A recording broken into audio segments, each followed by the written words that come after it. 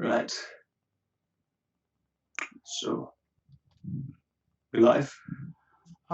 Starting. We're probably live right now. Every time it says starting, we wind up live. Yeah, we're Perfect. live.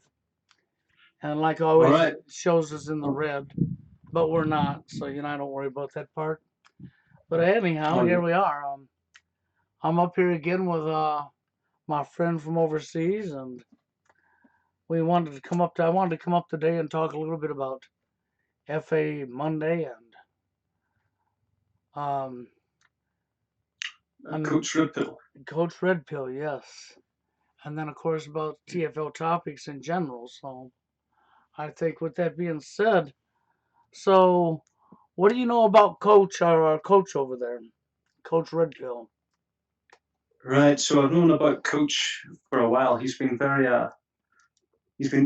obvious to see that he's a fraud and expose him for what he is. But what brought my attention to him recently was that our friend FA Monday was doing a live stream with him for his 200,000 subscribers, right?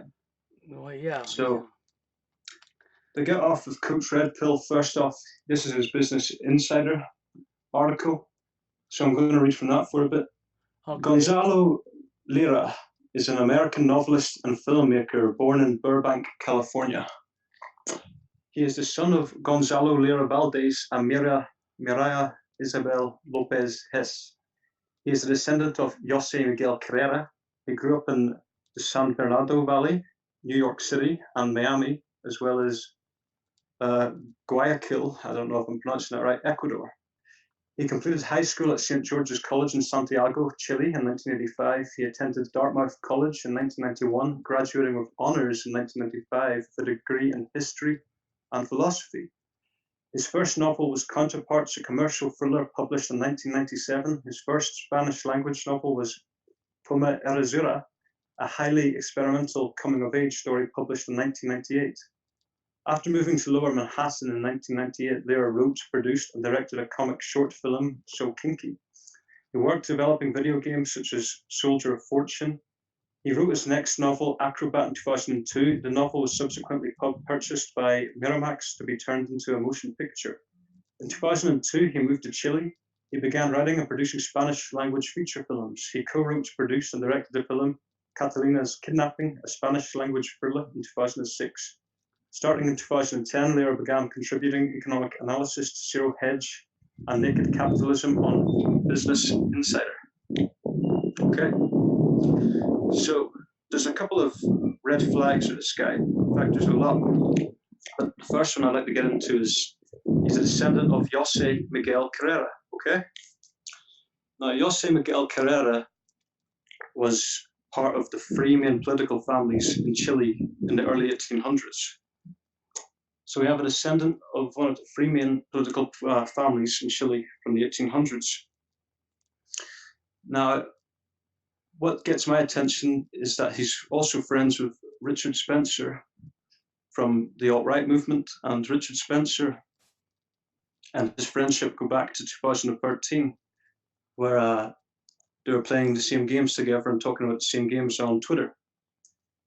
And most of this evidence can be found on Kiwi Farms. But what gets me about Richard Spencer is he's photographed with Laura Bush in a garden, so that's a colloquial setting.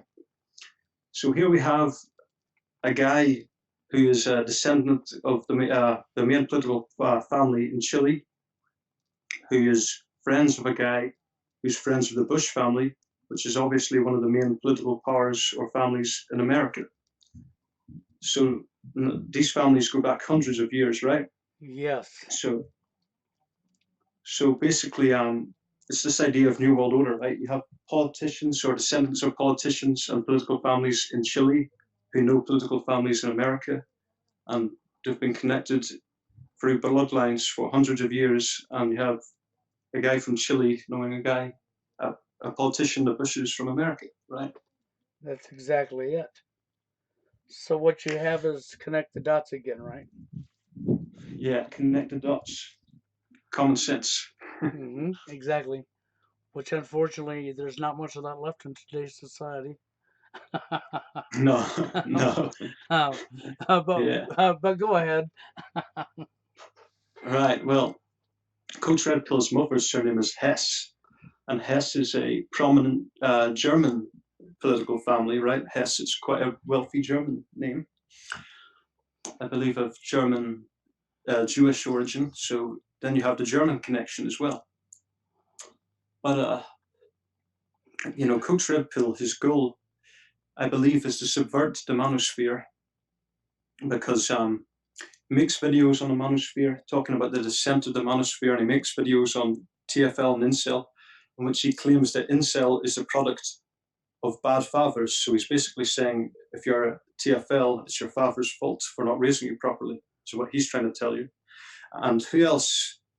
Who else in the Forever Alone community blames TFL on your childhood and your parents? Right. So what we've taken is social engineering, and to keep it from coming back to the people actually responsible for the breakdown of our society and the genders, we want to Mm-hmm. convince you that it's your own fault. Yes, FA Monday, right? Exactly. The same message. And So, I mean, it's nifty how you brought this up, because see, this goes back to what I've told people for so long. You have families and bloodlines across the globe that are all tied to the elite and your pyramid, to the NWO, and all of yeah. this has been socially engineered deliberately. And when you come up on YouTube, if you pay attention, anybody that's real, I mean real, not fake, anybody that's Mm-hmm. telling you the real truth, the actual real truth, Yeah. they don't have very many subs. They're Yeah, held down. exactly. And you ain't going to be up on YouTube and have major subs and be telling real truth. That's just not going to happen. No, Not no. in today's society where truth is your enemy, and for most Yeah. people, truth is their enemy. You got all these people that scream they don't want to be lied to, but at the same Mm-hmm. token, when you tell them the truth, they don't want that neither. No. They prefer to be an ostrich and stick their head in the sand and pretend it's all sunshine and rainbows. Basically, that's exactly what they're doing, is they're shoving their head in the sand, turning their back, denying what's right in their face. Mm-hmm.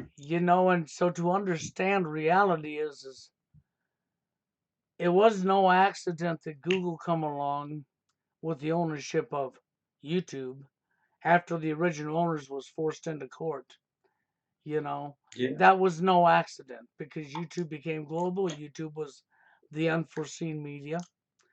The censorship you hear people complaining about is going on, but it's going Mm-hmm. on in such a manner that the people who are really speaking truth are the people you won't see.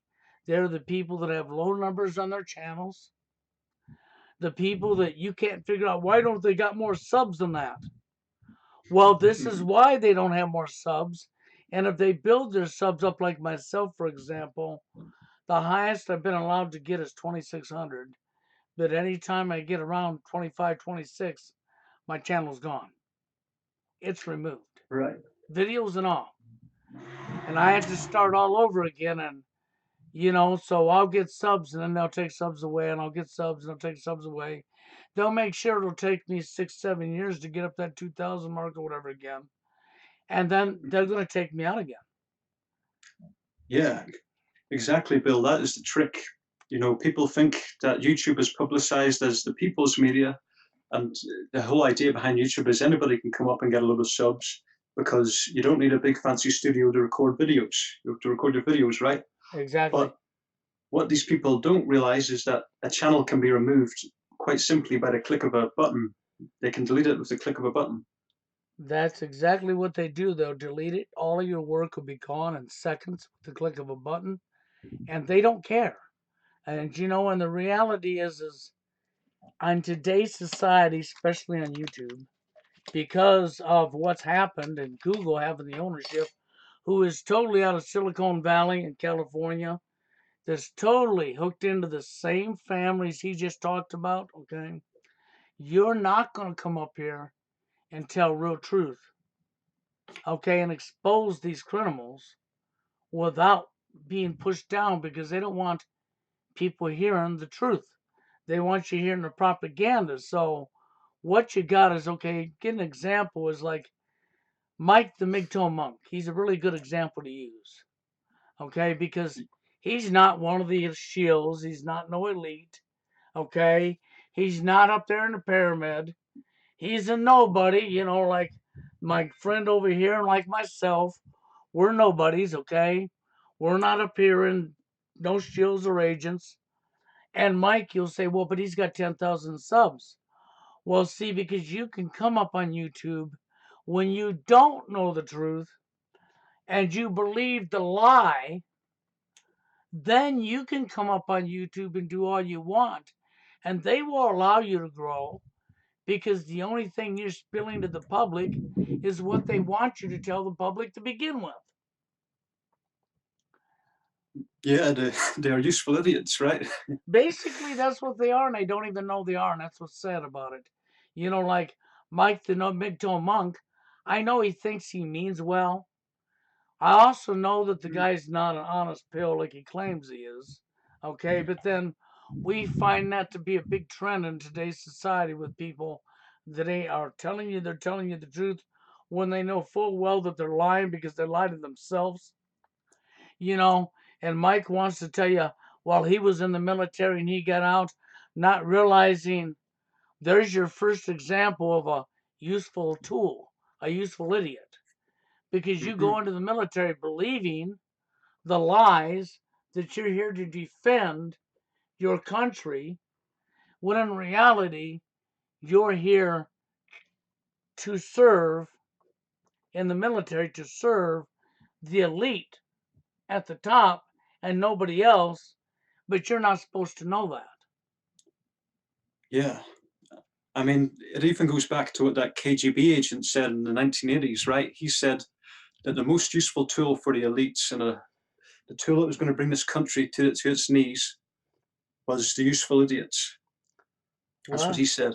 well, what he said, that interview, if you're talking about the retired KBG agent, that was done Mm-hmm. 30 or 40 years ago. That original Yeah. interview. And he said a lot of stuff that when you look in today's society, just about everything he said is in your face. Right. That's like you think, well, no, he just made a prediction and he was accurate. No, he didn't make a prediction as accurate. He knew the agenda. Yeah, right. Because he was involved with the KGB, and the KGB were behind the agenda in Russia, so he had insider information. Exactly. He knew the agenda. He put the truth in your face 30, 40 years ago. And now, here we are where we're at. Okay, so it's in your face. And, this is why people don't understand. There's so many agendas going on. At one time, a person can become confused real easy. But the reality is this, in the dating arena, they are moving in onto the dating arena.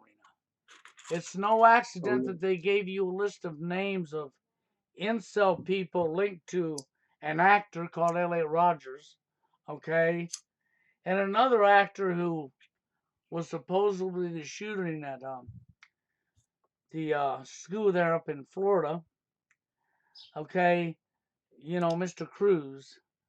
Well, this guy, I mean, they laid out the list of the so-called killings by incel guys, but they left mm-hmm. some names out. That's because the names they left out were legit. The names they fed you and the so-called killings they fed you. So most people don't understand that they passed an actual law because you have criminals making your laws, allowing propaganda to be used in the media, which is lies, allowing false flags to be done and publicized and made mainstream as long as there was nobody killed. Now, Yeah. it isn't that throughout history we've had false flags where people were killed because we did. 9/11 was an Mm-hmm. example of that. But you have many false Yeah. flags that are actually nobody dies. M&S chicken, just yeah. You got something playing there or somebody talking to you? Someone just talking to me there. Okay. It's fine now. Yeah. So, and now you think that's off topic with the dating scene when I talked about the false flags, but it's not. Because when you look at the reality, you have red flag laws taking guns away from people right now where they used these type of drills. What they are is they're femur exercise drills or drills that they take live on mainstream media because they own it, and they feed you the propaganda that this happened when it didn't. And of course, we got a world full of people that do anything for money, don't we? Anything for money. People have sold their souls out. They don't care what they do to make the money because we live in a society, a world that everything's competitive. What do you think, that was Hmm. an accident that we turned everything into competition? It doesn't matter where you move in life, it's all a competition. Whether it's the workplace, whether it's success, because success is based on materialistic items, assets, money. Okay, that's what success is based on. And that's all a competition. It's competitive. Everything's competitive. And you all think it has to be competitive, like it's a game, it's a sport, it's an arena.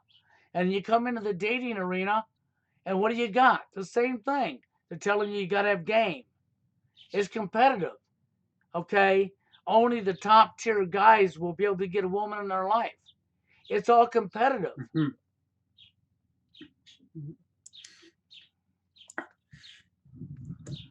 Yeah, definitely this competitive atmosphere, breeds a divisive mentality amongst everybody, and which, ensures that they lose their care for their fellow man. That's And then once you get exactly it. divided, it's easier for them to pick you off. And so, to understand who Coach Red Pill is, that's working with FA Monday, and to Right. understand what he just read to you, to understand the connections, is to understand the truth of the matter is these people are tied to the people who are responsible for doing this to us. They create the problem for us all through social engineering, lies, deception, and you believe the lies and the deception. And I don't care if 11 million people believe a lie. That does not make that lie truth. That just means you got 11 million people believing false information. Yeah, exactly. If there's one thing this world isn't short of, it's idiots. But I would like to mention the fact is, you were talking about division earlier, right, Bill? And Right. we had the manosphere, which brought it up in 2006, and the manosphere was obviously broadcast towards men, frustrated men, TFLers, and all of these types. But then in 2015, you had this group come out called the alt-right, right? Yes. Now, Coach Red Pill's connected to Richard Spencer, who's the leader of the alt-right. And the alt-right is really about creating division, particularly racial division.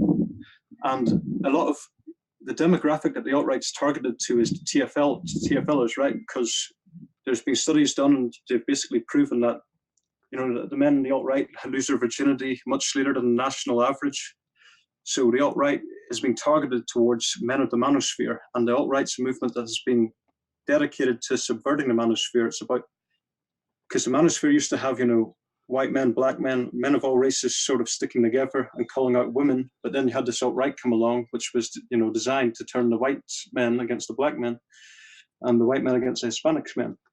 Yes, And that's exactly it. You're right on top of it. Go ahead. this guy, Coach Red Pill, he's basically connecting the dots. He's connecting the alt-right to the manosphere.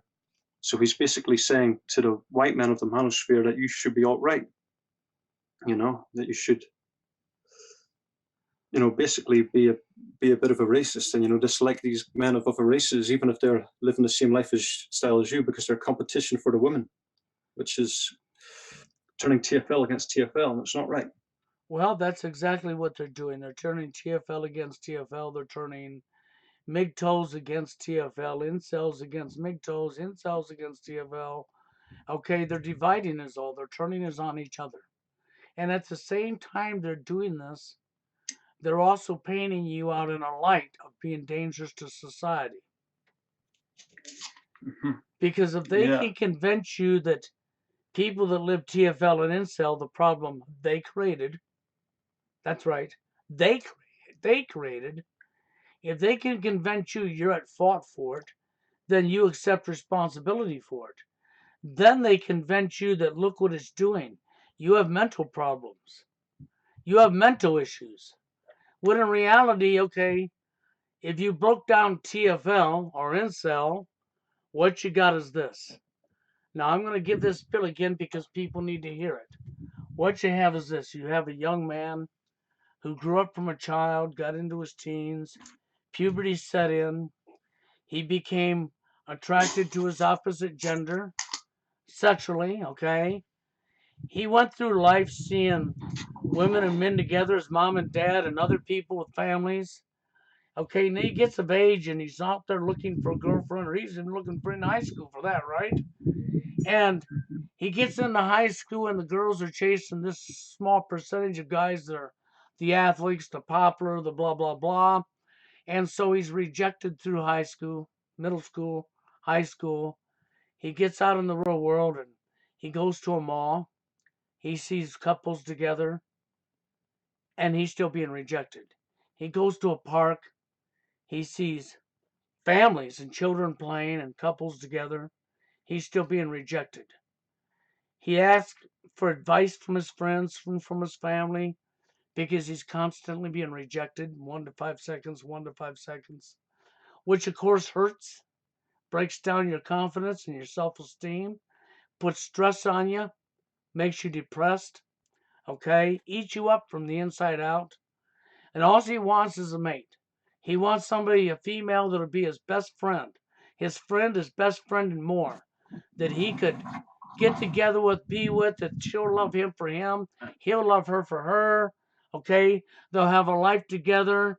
And when he wakes up in the morning, he'll have a mate next to him in bed to cradle, to hold, to watch a movie with, to be there, to support him. He'll support her. This is everybody's dream in life, okay? The illusion in Hollywood fed you this dream as well. So this was all put into you to begin with, and this is what you grew up with. But see, you're being denied that. You're being pushed out and denied that, pushed out and denied that. And so what happens is it eats you up from the inside out. Totally stresses you out. You do everything. And they gave you problem, reaction, solution. They gave you the pickup artist industry, who made a lot of money off of what they've done to you. Okay? But of course, that didn't work neither, did it? No. You spend all that money to think you're learning how to meet another human being. But you never thought one time about the fact that when you were children, you played with the little girl down the street and she played with you. When you were in school, you had no problem as little children in elementary school communicating with the girl next yard, communicating with you, or playing with your neighbor girl down the street. You had no problems with communication. Only after you got older, because of social engineering, did the problems start arriving to where now somehow you're left behind and you're not, and you have to have a special skill to talk to another human being, which is a female. So now you're going to go spend all this money on these seminars and you're going to find out they didn't work, which of course is furtherly going to stress you. And under the stress and the depression that you're under, this will also damage your mental status and it will also damage your health. So now we're going to come up here and we're going to talk about your mental status, but we're not going to talk about where the problem came from. This is what's going on right in everybody's face.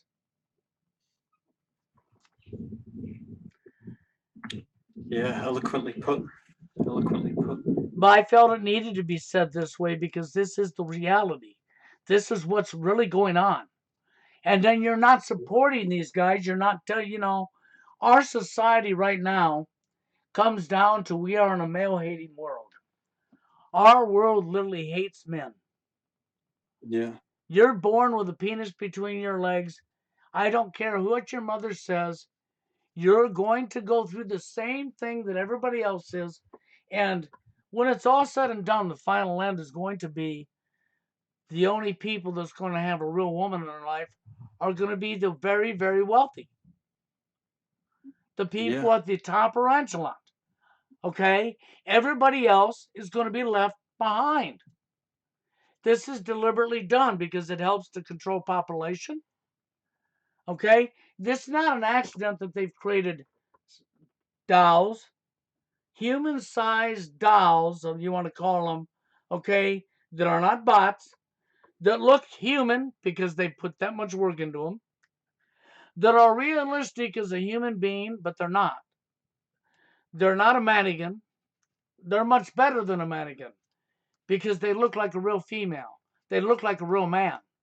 And they've even created the sexual organs the same so it looks real, so that you can have sex with it. And they've sold them, and I was actually on a website where you could actually purchase them. And I was looking at the prices, and you can make, you can pick from a list of models that they got. You can put whatever hair color on it while you want, whatever size breast you want, the whole 9 yards. And for females, whatever size penis you want. And that was for females because they're making male ones too. Okay? Well, of course they are because we need to control population. Okay, and Mhm. we go on, we already know that men and women in our end plan is going to be the upper echelon that's going to have real women. Everybody below a certain level is not going to be allowed to be with a real woman. Your partner is going to have to be one of these dolls and one of these sex bots, which of course is going to cost you lots of money, and it's Mhm. as fake as fake as fake gets. Okay, this is to control population. This was what this is about. This is why you have 50, 60 genders now. This is why you have asexual, okay? It's for massive confusion. This is why they spray you with chemtrails. Only one reason they use chemtrails on you. They got other purposes for that too. It's called weapons being used against you. Okay? There's many agendas going on at the same time by these people. But the manosphere, see, this has all been deliberately done. This is why it's so vital that people look into the root cause and understand NWO in its entirety. And I know people don't like to do that because they don't want to believe it's real. Because to believe it's real is very depressing. Yeah. I mean, Bill, whenever the government wants to increase population, like you have in Hitler's Germany, what they'll do is they'll pay the women money to have children, they'll pay the families money to have children. So whenever they want population reduction, the government will do the opposite. They'll pass all of these laws with social engineering that obviously makes it incredibly hard to have children. And that's the fact that F.A. Monday and Coach Red Pill, they don't want to mention that. They don't want to touch that with a 10-foot pole, No, you right? always, yeah, that's it. You're not going to get them to talk about root causes, are you? No, because what they'll say is they'll try and blame it on the man. They'll say you're too ugly. They'll say you've got a bad personality or some shit like that. But if that was the case, then we'd see ugly women coming in the TFL community en masse, and we'd see women with bad personalities coming in the TFL en masse. So it's not the case. The root cause of all TFL is government laws and social engineering. That's why it only affects men. That's exactly it. When you even take that, what he just said there is so correct because let's just think about the reality here. Even if you went back to what Karen talked about, then you have to ask yourself, okay, if these men are too ugly to be touched and they're going to be alone their whole life, what about the grossly ugly female? What about the grossly obese female? Oh, well, that's right. That don't affect her because we once again now have a double standard that it's Yeah, only men, not women. And furthermore, if you speak up against that woman, you are a woman hater. You're a misogynist. But if she speaks up against you, that's okay because you know it must be your fault, right? yeah. Even if you look at all the articles published by the news sites lately, every single day I go on, and every single day I always see some article saying, you know, man kills woman, man kills wife, man rapes woman. You see all these articles which are basically male shaming, but then you never get the female equivalent or the female side of the story. And you even have false flag political attacks, like in London, I think a few weeks back, you had these two lesbian actors who were attacked by this group of men, and it was suggesting that it was an attack against all women. So you have this narrative where women are always the victim and men are always the aggressor. And once you see that over and over and over again, that reality becomes a truth Well, in your yes, mind. even though it's not a truth at all. This is the big problem is if somebody keeps repeating the lie to you and they put the lie in your face over and over and over and over, then pretty soon you begin to believe the lie. They understand this and they know this. And unfortunately, see, you can't blame men and women for this problem. You have to blame it on a collective whole because we Mm-hmm. sat back and allowed them to report propaganda to you, to put lies in your media, to put lies in your school system. We sat back and allowed all of this evil to happen to us. And because of programming, social engineering, we believe hook, line, and sinker most of the lies that's been fed to us. So then we'll argue with somebody and try to fight over somebody that how we know what we're talking about when you have no idea what you're talking about. And Yeah, unfortunately, this is where we're at. And if people really don't start understanding this in the manosphere, they're going to be sorry. Because if you keep fighting one another and you're not willing to look into this stuff, see, where we're going right now is you even brought up you see more oh wig-toe yeah, than you yeah, do MGTOW where you're at. So you might want to talk about yes. that a little bit. Right. Well, basically, I think a big component of the TFL problem is the fact that the women get the children's custody 90% of cases. So what this means is you have, after a divorce, you have a married man going back to a life of TFL on his own, Right. but then the woman has the company of the children, and she's normally getting money. And obviously, raising children keeps you busy. As a father yourself, I'm sure you know that. Yes. So whenever you're busy looking after children, you don't really care if you get another mate in your life because your children are there to preoccupy your time. You can go out to play parks and play areas and meet up with the other single mothers in your area, and that way you can form social connections. You know, taking your children out to play is a natural thing to do. It's a natural way to meet people. It's a natural way to, you know, socialize people in a similar situation to you. So these women have a better social network because of that, because they're getting custody of the children.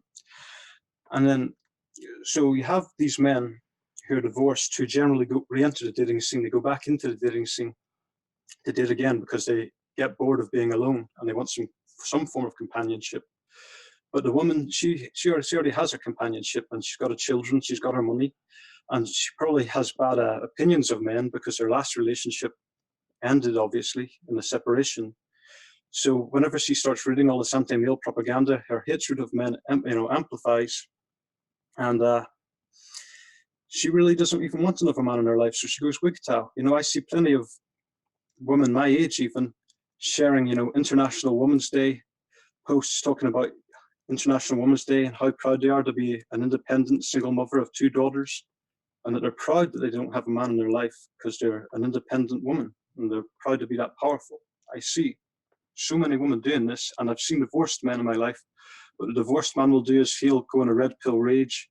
You know, he'll hit on women for a few months. He'll go around telling everybody, telling us all, you know, don't get married, don't get into a relationship. You know, all women suck.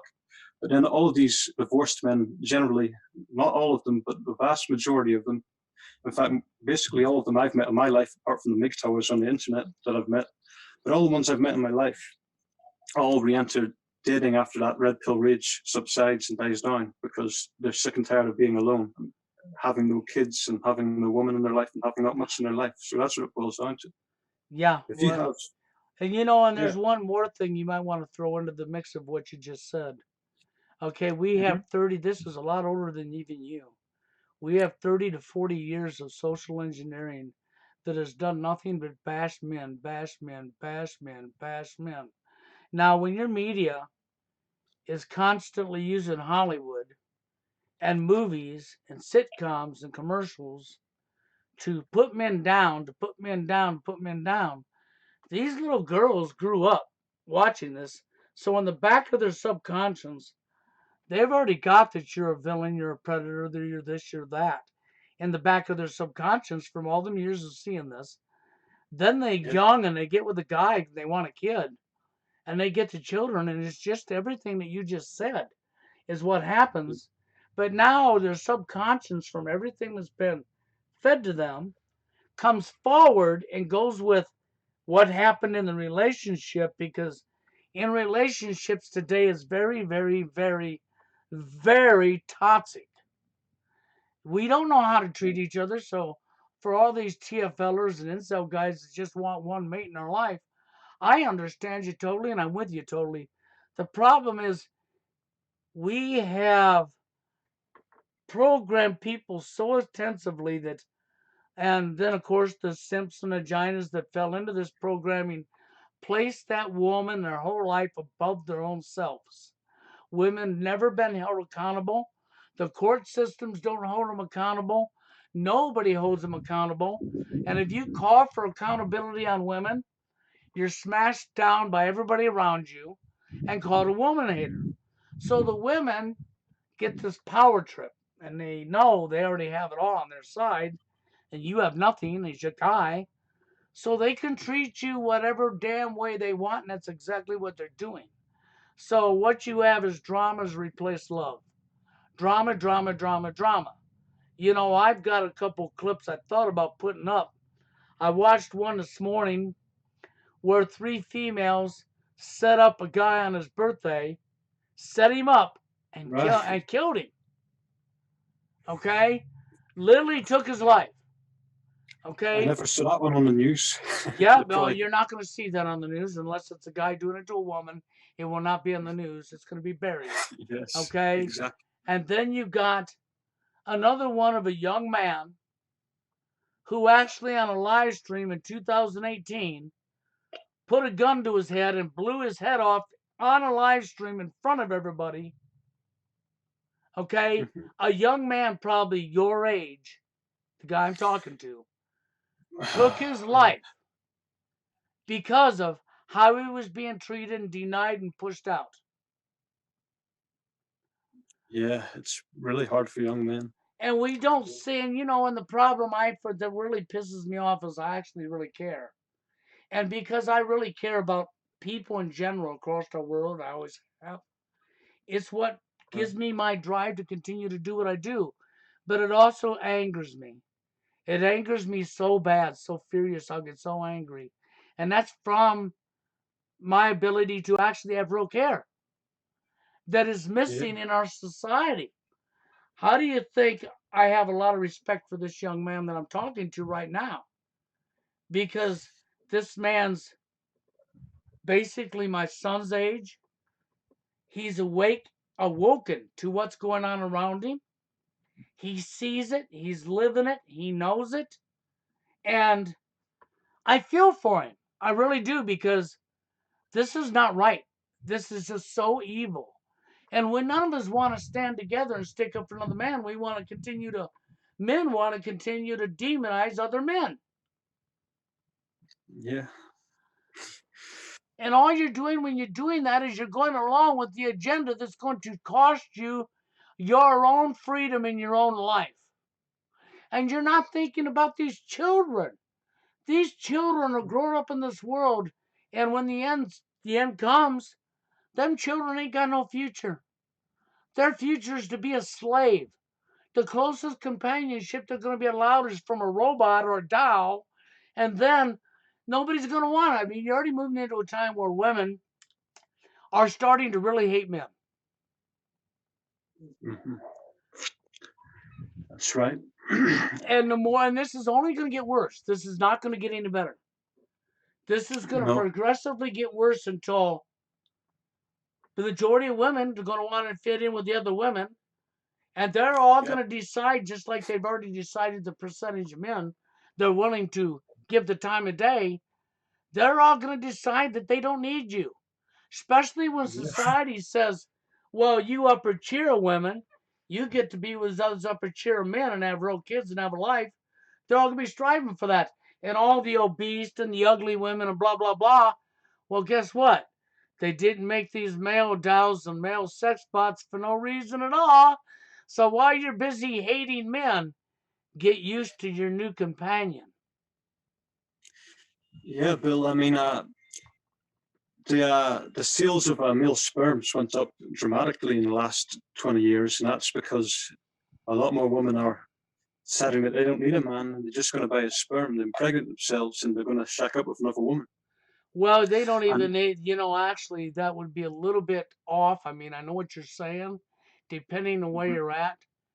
Because if you come over to the States, the male sperm is being killed off through GMOs and food that we're eating. Okay. And so all that you right, can't get them pregnant. Okay. And what you're going to have is basically not just farming of the humans into cities because we're not overpopulated. Okay. We never have been. But you're going to have more than farming. You're going to have them actually producing. They've already got it scientifically figured out how they can actually take the genetics from a human being, from a female even, and create what's needed to fertilize her egg. They can actually take what they need and put it in a damn incubator and create a human life with no woman or no man involved. They have already come this far in technology. So your upper echelon's gonna have real women. Everybody else, men and women alike, ain't going to. And it's going to be illegal for you to get pregnant. And chances of getting pregnant are going to become very, very slim anyhow because they are going to reduce the sperm count. They are going to fix women so they can't get pregnant. And this has already been done throughout history already, where we have forcibly forcibly fixed a young female based on her gene pool, their excuse was, so that she could not get pregnant. yeah. And I mean, as well, if you look at what we were talking about earlier, the single mothers and all that, what you'll notice is a lot of them are very picky, and that's because they're trying to. That's because they have a lot of options to begin with, and it's also because they're trying to use the man as a utility, trying to get extract all of his use out of him. Yeah, that's unfortunately this is what's going on. Even with the hatred of men, you got the young women that are going to come up and they're going to see this stuff because they've learned this stuff their whole life, and they are going to use the guy, lie to the guy, say everything that the guy wants to hear, just to get what they can get from him. And when they're done using him, it's just like eating a hamburger from McDonald's. The guy's the rapper. When they're done using you and the burger's all gone, whatever usage they get out of you is gone. You're gone because they're going to dump you. They're going to throw you away. And meantime, they're going to treat you lower than dirt. You Even see if you get, this mentality already. yeah, even if you get a few kids, you're back to living TFL once you're divorced. It's a small consolation prize. It is, and even Dave was in yesterday's live stream. He came on and he's out there in the public every day and he's in Boston. He's in a big area. Okay. Mm-hmm. He's driving public transportation. So he's dealing with the public day in and day out, 40 plus hours a week for years now. And he is even seeing it in his own face, in his face every day from being out in the real world. Not on the internet, but in the real world. Okay? Mm-hmm. He's seeing it in his own face. More and more women are going wig toe. They do not like men. They hate men. Mm-hmm. And this is going to do nothing but grow. Yeah, the single mothers, they would rather be single than date a low status male because that's how much they think they're above me. But yeah. Well, and the sad thing is for anybody who thinks you're going overseas in America to get a woman, you better get this through your head. NWO. You're not going overseas to get a woman. You're going to go overseas and find the exact same problem over there that you got here. Yeah. At best, you might be able to basically, prostitute a woman, right? Pay for her to pay your family some money and get her to come back with you. But that's not guaranteed to last. Chances are she'll eventually divorce you, take you to the cleaners, and take you for everything you're worth. Oh, that's exactly what'll happen.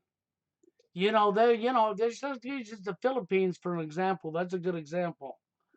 Hmm. These women have lived in third world nation for all their life, and they look at America as the richest, even though America's fastly becoming a third world nation right under everybody's nose, and they don't even Yeah, see it because they're sound asleep. Okay, and indeed. these women, they will lie to you, and they will say everything you want to hear, and be all nice to you, and they'll treat you with respect. They'll even give you that sex, okay, to get Right. you to get you to bring them back to America. But they have to stay married to you for now. And the last time I looked, it was 5 years. After 5 years, they can get their citizenship. And once they got that, now they can throw you away. And if Yeah, I you know a think for case a of a minute they divorced won't do gentleman. it, go ahead. I know a case of a divorced gentleman who done exactly that. He went to the Philippines and got a wife, and I think they stayed together for a few years. Don't know if it was as much as five, and then she looked for a divorce. In fact, I know Yes, two men this happened to. yes. And unfortunately, well, the trend is if you don't bring them over for a season, you get them here. The majority of Yeah, relationships are lasting between 1 to 5 years, and then they're broke off, they're gone, they're over with. Okay, they've moved on to their next. Unless they get children and the guy has a good income, then it might last a decade or a little over, because she's going to have her time to produce two, three children, four children, whatever. When she has her tubes tied, shortly after that, you better look out, because this is when she will dump you on your butt because she don't want another guy in her life and take your children, and the no fault divorce will stand right by her because this is deliberately done. Okay, and of course you understand that if she cheats on you, she creates the drama and you don't. When it's all said and done, all of your married couple friends that you had with her are going to stand by her and throw you in front of the train or under the bus because you, my friend, are a man. You are the enemy. yeah. And men know it too, because one of these guys I know who married a Filipino wife and he knew he was getting a divorce soon. What he done was he videoed his wife beating their child because that's what they do in the Philippines, and he thought if he got footage for beating the child, that way it would bode well for him in the divorce courts for child custody. I don't think they're divorced yet, but it's getting there, and I don't know if that evidence will be enough to overturn no fault divorce. It might be, but you I need some don't I solid don't evidence think I like that. don't think you overturn a no fault divorce. They could surprise me, but I don't think you will because it was no accident. Yeah, right. It's, They'll probably call this this is guy a creep for filming his wife beating his kid, and they'll try and say it's his fault or whatever, and they'll throw out the evidence.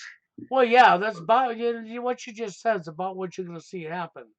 Okay, occasionally they might get after the woman, okay, and say, okay, no, no, if it makes too much public attention, just to cover their tracks because it's only a isolated one case. Because then they can still come back and say, well, this barely, rarely ever happens. Let's look at the female that left her kids in the back of the car and drove her car right into the daylight and let the car go right into the freaking river or whatever and drowned her kids, okay? See, they can pass this off as, well, every now and again you get a woman is blah, blah, blah that slipped through the system, okay?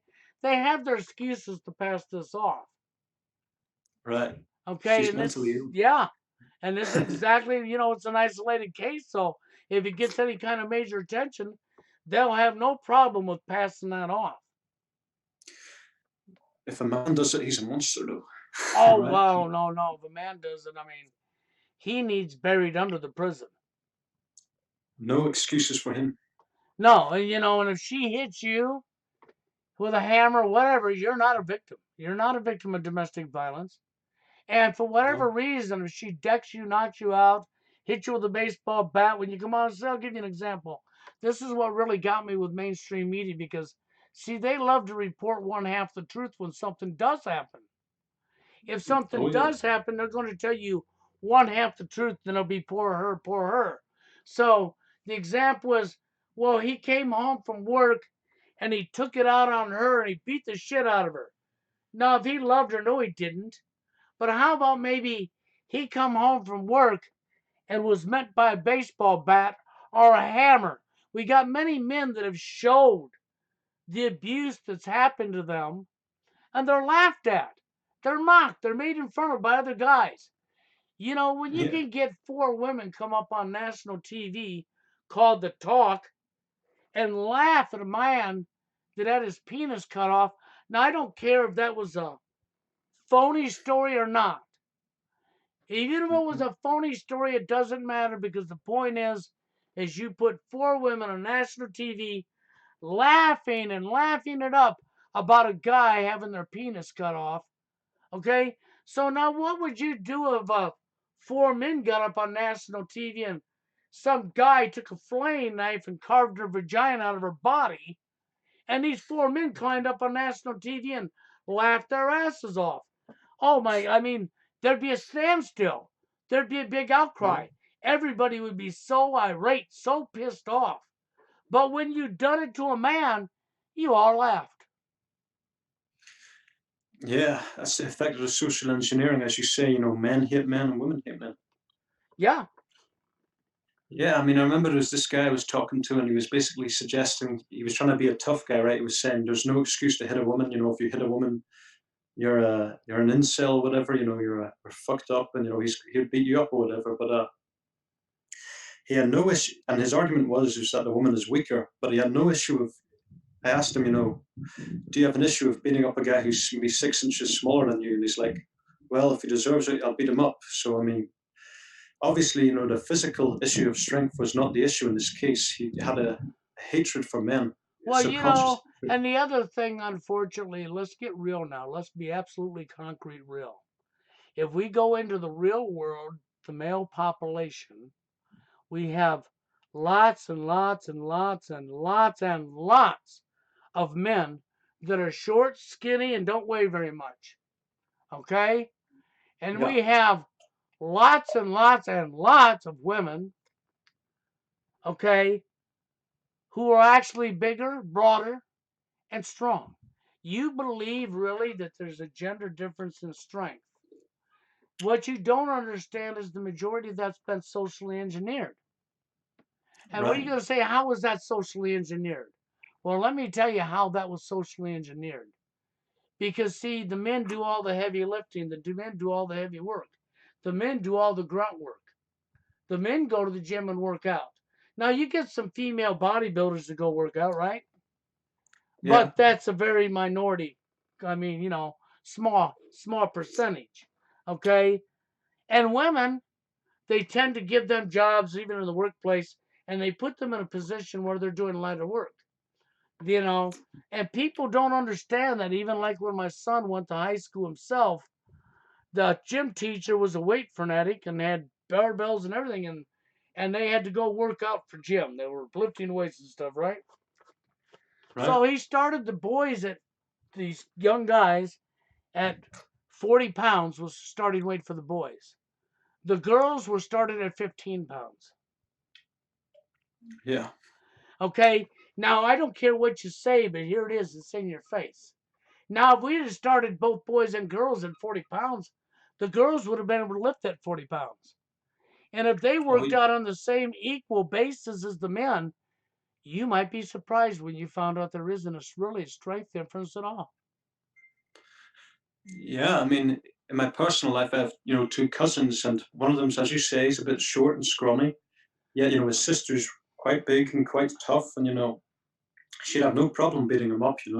I remember like her auntie was quite strong. I used to do arm wrestles with her, and she was you know beating me. you know, Yeah, yeah, this is what people don't understand, and they want to keep finding cop outs to go back to the social engineering. And I know the elite love it. Because in reality, if you put women out there from the time they're a little kid, little girl, and the boy out there, a little girl, working on the farm, chopping wood, splitting wood, cutting up wood, carrying wood, and the little girls had to do the same as the boys did, and they grew up in an environment where they had to do the same as the boys did, you're going to be surprised how the women are every bit as strong as the men. And yes, you're going to have your shorter, smaller women that won't be able to do that, but you already have that in the population of men. But you Yeah, I all mean, blow that off because they've told you. That's right. Where did gender roles come from? They've told you. Okay? So you've been shaped and formed your whole life. You've been told. You've been told. If I went back to the caveman days, okay, I can understand you protected your women because back in the caveman days, the guy went out and hunted the food and did all the dangerous stuff where he might get killed.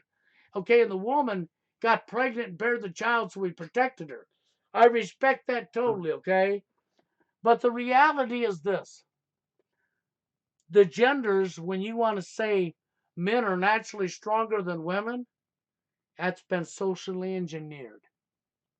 And I get a lot of people to get mad at me for saying that and says, no, it isn't, blah, blah, blah. And they try to argue with you. But see, they do not use that thing called a brain in their head. And they do not use logic to really back up and think. If they would do that, they would figure out that it's been socially engineered that way. This is not no lie. This is fact. yeah, my cousin, she never lifted weights or anything, but one time, we tried it casually, and she, without any experience, could lift 80 kilograms with her back, deadlift, and that's about 120 pounds. And she had no experience in that, and that was probably more than I could lift, Well, being yeah, honest with you. yeah, but to be honest, but see, this is what people ain't understanding, and you try to get this through people's minds because they've been so lied to their whole life.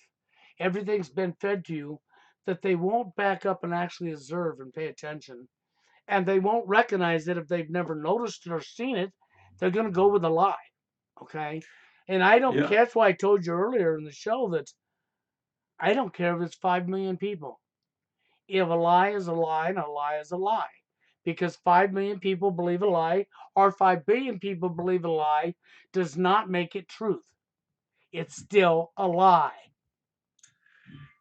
yeah. All of this power myth between men and women, it's all used as a tactic to really justify women hitting men. So it's really, to justify male abuse. That's what it's there for. There's no truth to it, and that's what it's about.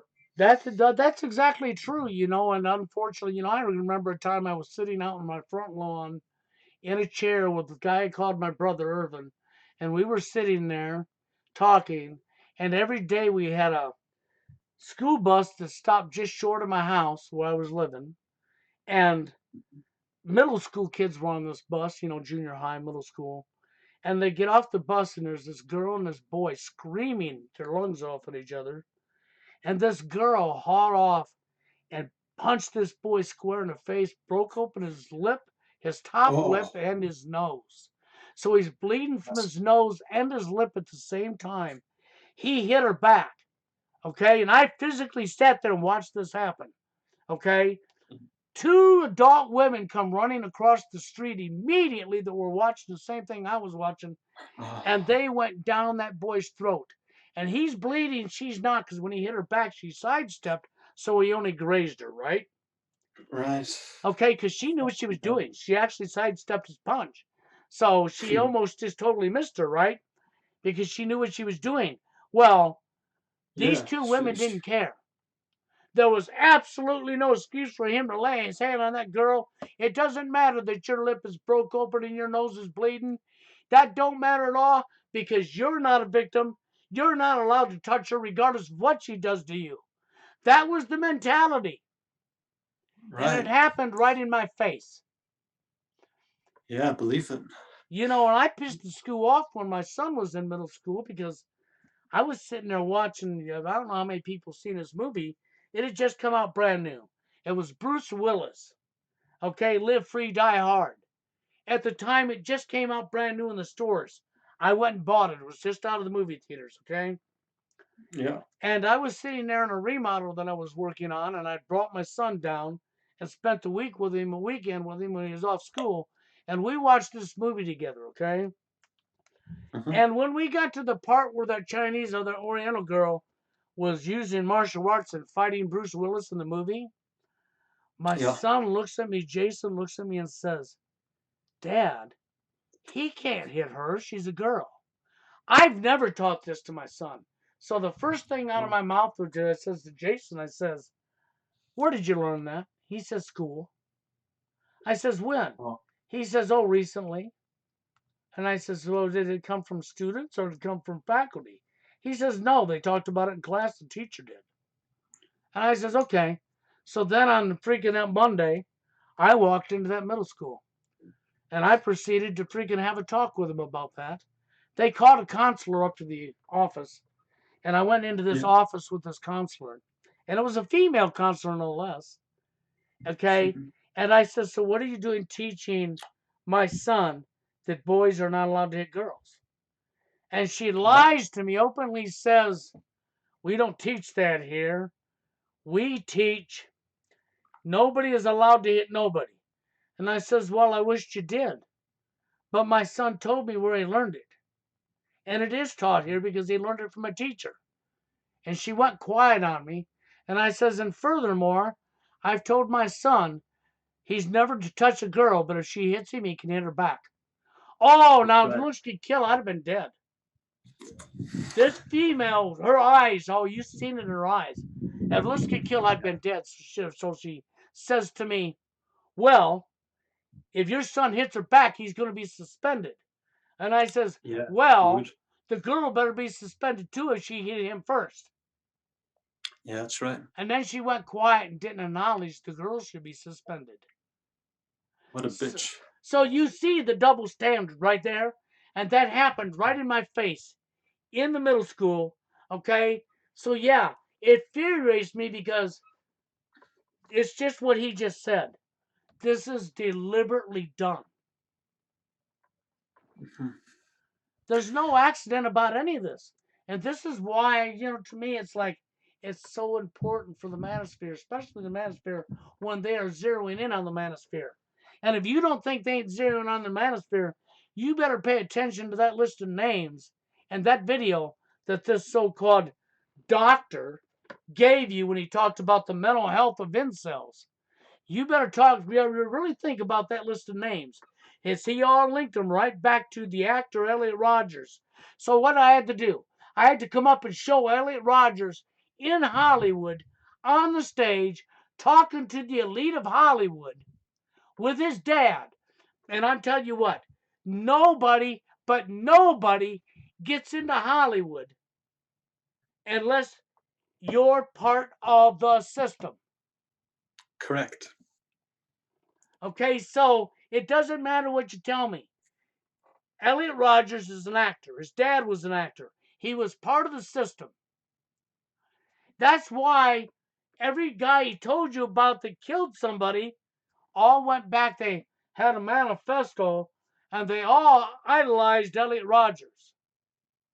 So, Mr. Cruz idolized Elliot Rodgers and just happened to walk into a school on the day of a FEMA exercise drill when military and police were already there. And he just walked right by them all and shot and killed students.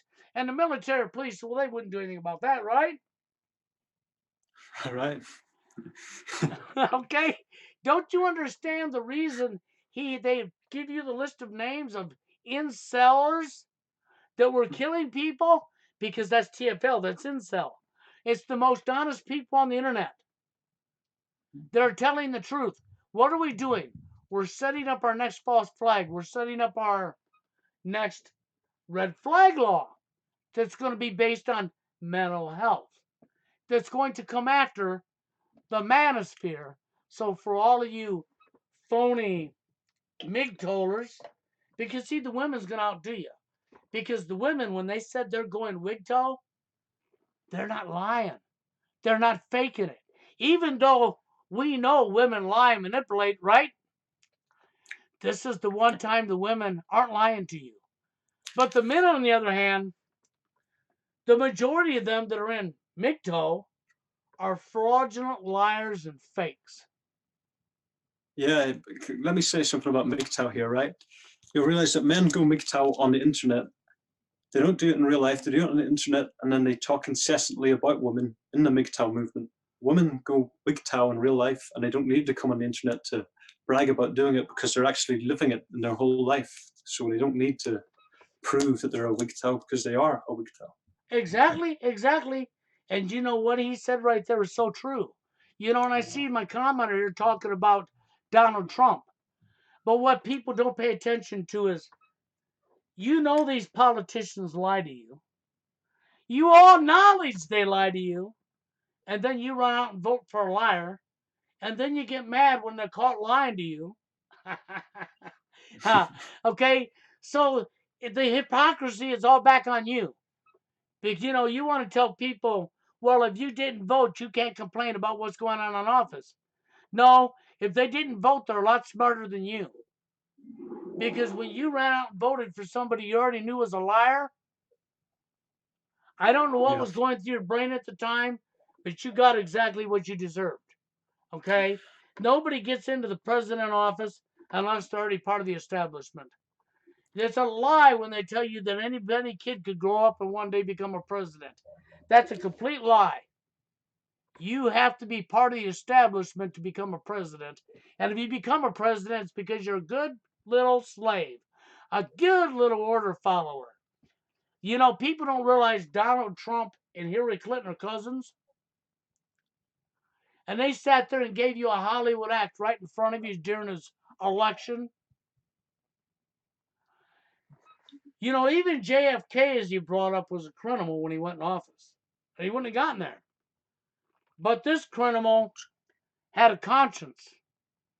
This yeah, criminal recognized what certain banker family named the Rothschilds was wanting. He disagreed with it. He decided yeah, that's too much corruption on the people.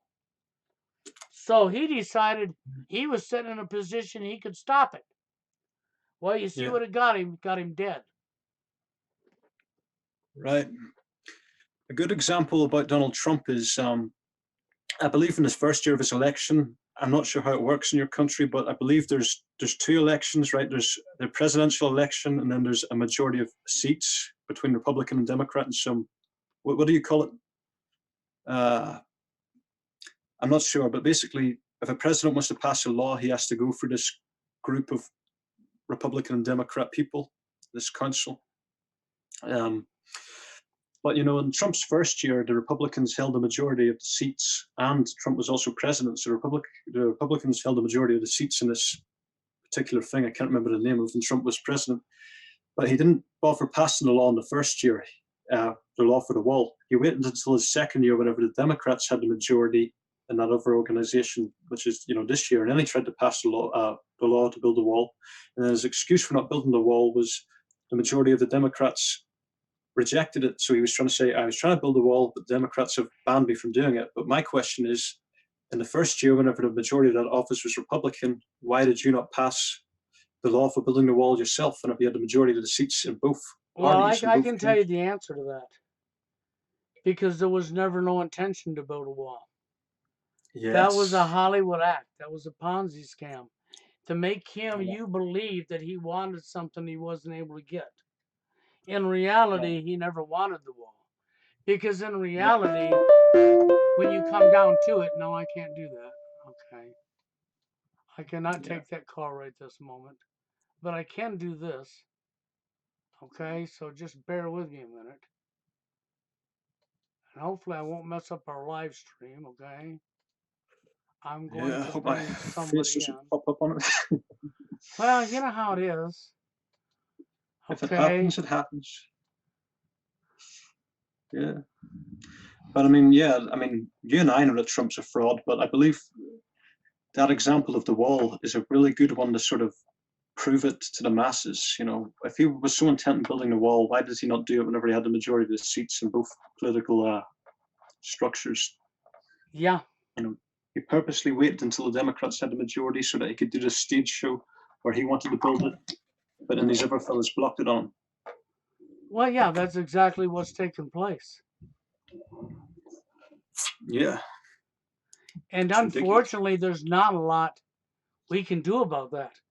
Because until people really, really start backing up and examining things themselves, none of this is going to change. Because we Yeah. literally can't change this, okay? They're going to have to be people on their own consciousness are going to have to be willing to back up and look and open their eyes. Because it is crucial for people to understand NWO. Because if you don't understand what's really going on, then how could you understand what you got to look forward to? Hey, You, Bill, yes. Well, welcome aboard there, Steve. is my video on right now? Well, I'm in a live stream and now you are. Okay, I don't know if my video is showing. Can you see me? Well, nobody will see you on the live stream. Okay, I because my set it camera. up. Yeah, I set it up so it doesn't matter if your face is there. I'll see you, and my friend over here that's with me will see you, but nobody else will. Because Yeah, the okay. live stream is set up so that nobody can see you, so they can't see your number. They don't even see me. All they hear is voices. Okay? Okay, I'm listening to your chat. That's all. I was just wondering if you were still live. I guess you are. Yes, I am. Okay. Well, yeah, Bill. I don't know. I guess what I'm saying is I know we regurgitate this a lot. I don't know if we have much of an answer to all this. I can tell you one thing, Bill. I've looked about TFL, how it affects people. You know, they say that there. Did you ever hear that expression, charity starts at home? Yeah. What that means is before you can do charity, you have to be charitable to yourself. And I think that this kind of falls into the Maslow's hierarchy of needs, where when you see these people that are very involved in their community or whatever, usually they got TFL is not even an issue in their life because they've already got that social dynamic playing itself out. Well, yeah, that actually can help, but it's Yeah, not good. But it won't change the behaviors of what's been socially engineered, unfortunately, because you come up in a society that all of us grew up in. Okay, and yeah, what's been socially engineered is directly responsible for most people's behaviors. So it's not going to change the fact that it might change the fact that they were able to get somebody in their life. What Steve said would be correct, okay? But it won't change the fact that the divorce rate, it won't change the fact of how we're treating one another because that's all been social engineered. yeah. Right. Right. And then you also think, why is it only affecting men, TFL, right? I mean, if it's to do with social networks. Well, I think that I think you're right about a lot of things. I think that things have changed. I think that we live in a different. I talked about the zeitgeist theory. Is that every 10 years society transforms into a new zeitgeist. I think it's about a 10-year span.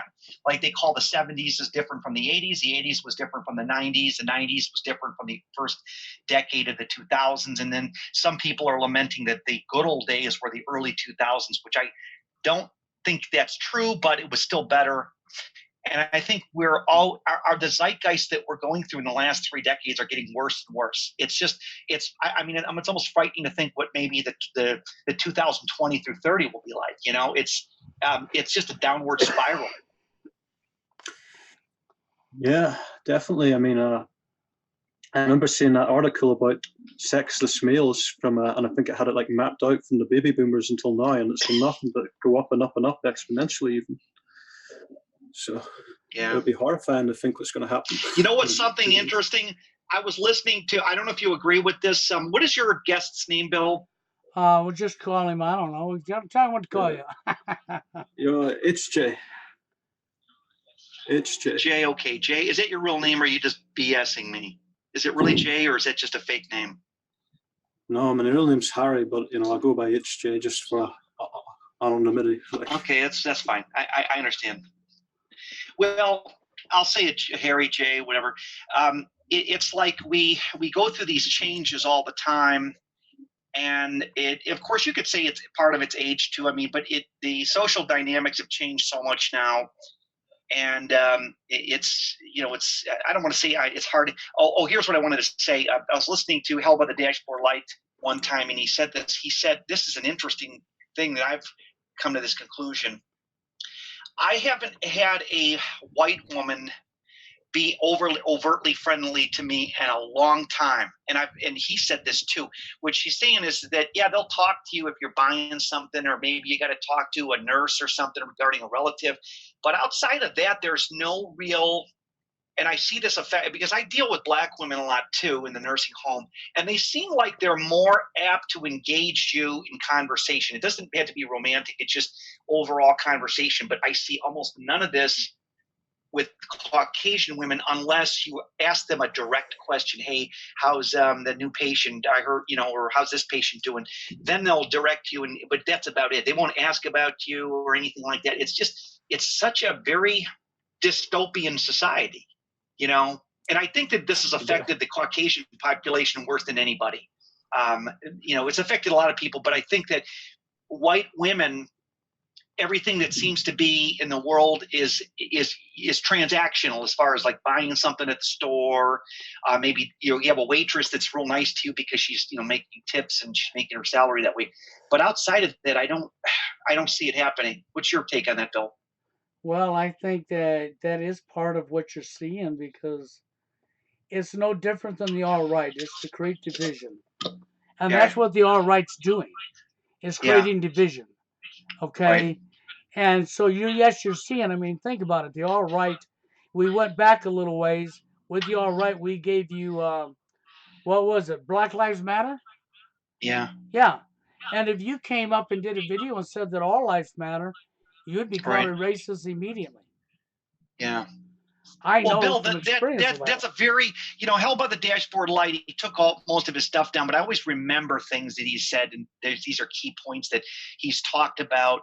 He says, I can't remember the last time a Caucasian woman was like overtly friendly, like showed any interest. Like typically when I'm at the gym and I'm back to training for marathons again and I'm losing weight, I've lost like 12 pounds, I'm doing excellent.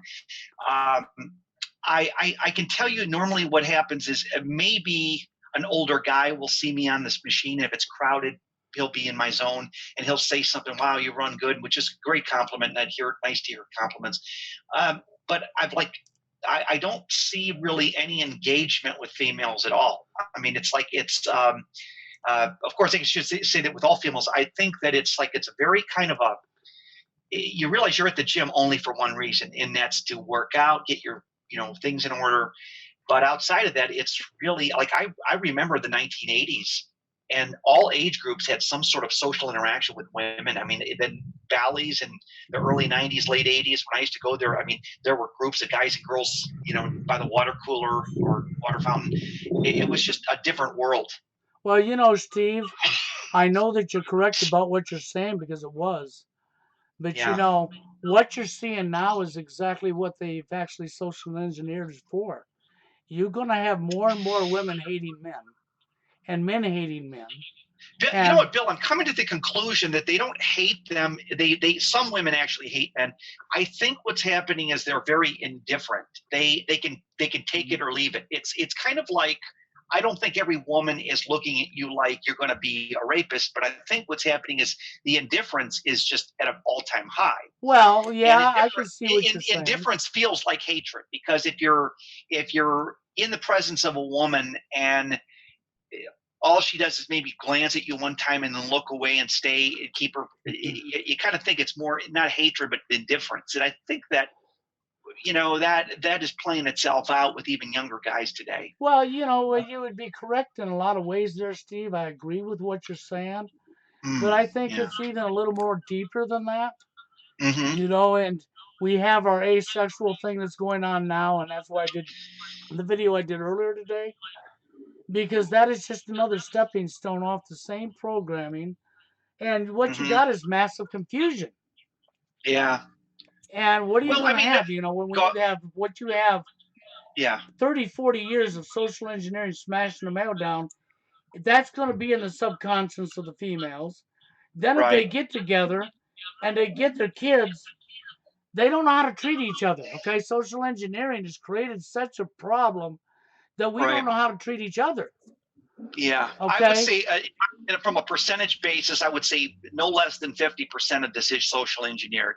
I think there's other factors too. There can be reactions to the pills they take, because I'd say 1 out of every 3 women, they deny it, but I think 1 in every 3 women I've talked to is on some serious meds, and they're not proud of it. They're just like, I have to do it, and I think that's got a lot to do with it. And I think that there's just a lot of dynamics. I think there's multiple dynamics playing Well, themselves I out today. agree with you, Steve, because if I was going to go just only alone with social engineering, I Yeah, would put Big Farm in that picture for the drugs because they're all working together. But then you right, still got all the factors of their home environment, okay? How they were treated at home, well, what friends they hung around. There's so many other factors to go with it, but the problem comes down to all of us grew up in the same system with all the same right, social engineering, okay? And yeah, when you take the GMO foods and you take you take the chemtrails and you take the big pharmacy, the drugs, everything that's being pushed at us, okay? I'm sure what you're saying is probably pretty damn spot on.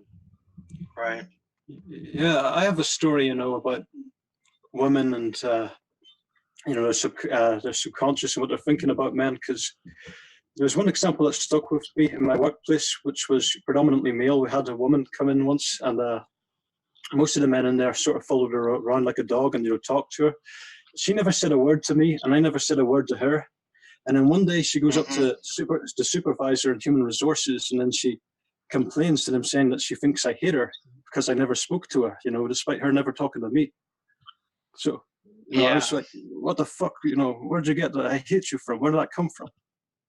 Yeah, I've But never been I mean, accused, but I also don't get engaged in. I don't get myself into a situation that could get me there, because I'm pretty low key. I'm just. But I do understand this whole thing where it's going. It's like a dystopian society. That's the dystopian is the opposite of utopian, where utopia is a perfect society which never exists, but a dystopian is when everything that could go wrong does go wrong.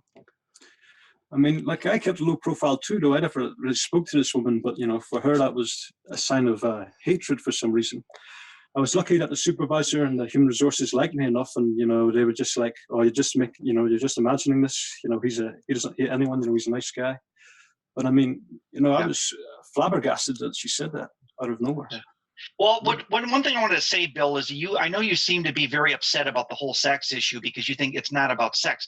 I think that when you mess with the hormones of women and they don't have much of a sex drive, it makes them more indifferent toward you. Because, Bill, when I remember women of all ages being attracted to a man, even a middle-aged guy, there has got to be some sort of amazingly strong romantic, intimate feeling going on in that woman for her to want to engage you.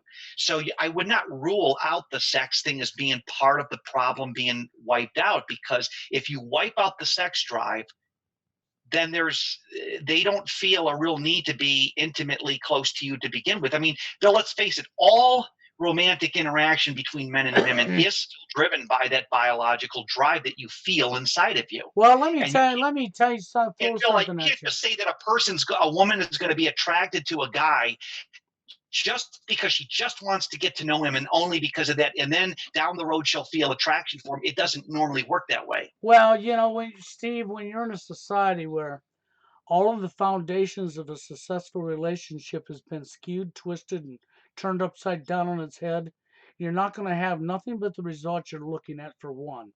Okay, I can You're tell right. you a story which is absolutely true. The guy that was my brother, that I called my brother by another mother for Mm-hmm. 20 something years before he passed away. Oh, Okay, your his brother was wife, from another mother? well, Oh, I you got got another guy called my brother, but yeah. he was not a Oh, brother. You know what I'm saying? But we were yeah. that I know what you're saying. close. Okay. We were that Yeah. close for Okay. lots of years. Well, Yeah. his wife was an info. She Mm-hmm. loved sex that much, okay? Right. When she went through her hormone change, what you Yeah. do when you hit the time of life, most women don't lose their sex drive with that, okay? She Mm-hmm. went from being a nympho to not wanting nothing to do with sex at all, okay? Now let's examine that for a second. That was something that happened to her, right? Now, that's Mm-hmm. just one isolated case, right? But Right. let's look at what you just said, Steve. Now let's Right. think about big pharma and the stuff that we're putting in our body that could destroy the sex drive and the hormones in a person. Right. That lines up. Well, it does line up, Bill, and like the girl with the small shoulders, the flatter butt. I mean, like I go to the gym, and all these girls have those big voluptuous bubble butts. The white girls that are skinny have the big butts. I never saw this in my entire life. This was like it's a freak show almost, because these girls wear these tight spandex pants, and then what's sticking out is their butt. It's the biggest thing on their body. It is, and there's something like they're almost becoming more masculine. And of course the guys oogle over that because they've almost made men desire that more. But there's none of the petite frame. There's none of the passivity. The girls now are squatting like 400 pounds. I see girls that are bent or a leg pressing on the machine like 400 pounds. It's like, holy cow! Well, It's like, Steve, I've never seen you're, anything like yeah. this. It is like you never had girls doing these types of rigorous leg workouts. Like it's unbelievable. So you're seeing a total change of the guard. You are, okay? There's something I talked about with Jay over there the other day, and I get a lot of controversy when I bring this up, but I know it to be true, okay? If everything from the time you were brought home from the hospital, a brand new baby, I'll give you the example. Yeah. If everything from the time you grew up in our whole population was the attractive women were the big, obese, big bubble butts, right? Which we know that Right. wasn't so, right? But if that's all Yeah. that was in your mainstream media, that was all that was in all the fashion industry and the modeling industry and in Hollywood, I could pretty much guarantee you by the time you get over enough to hit puberty, your attraction is going to be to that. Well, Bill, let me point something out. The modeling industry is not pushing the bubble butt on the girl. This is something I'm noticing because in Hollywood, the thin is still in. The girl that's petite, I know like people like Mariah Carey have gotten more voluptuous because they gained weight, but I'm talking in the thick of things like Emma, I think Emma Watson, like a lot of these petite actresses are still in demand, but out in the mainstream, what we're seeing is a totally different animal. We're seeing these bigger girls with these bigger frames, and like I said, there's no incentive to lose the weight because obviously there's men that are attracted to this, and it's just this is like dystopia. It's weird to realize that. Well, it is a change. I agree with you there because you're right about what you're saying. By no means are you wrong at all. Okay. But one of my big problems, of course, is the fact when we have taken sex from the last of the list to the front of the list. We have flipped. Right. We have flipped Right. Well, the Bill, entire foundation. Bill, let me just throw this down. I'm going to tell you what I said on one of my videos months ago, maybe 6-7 months ago. When you segregate the sexes can only objectify each other.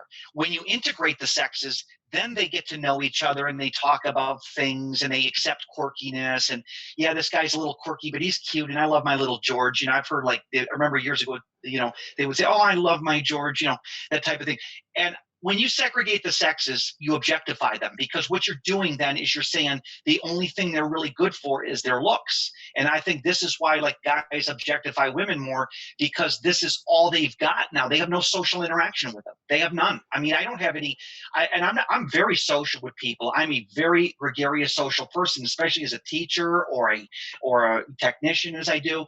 But I think that when you segregate the sexes, what else is left but objectification? So you say, okay, she's good looking, wow, that type of thing. And that's the objectification, I think, is the result of social isolation from the opposite sex.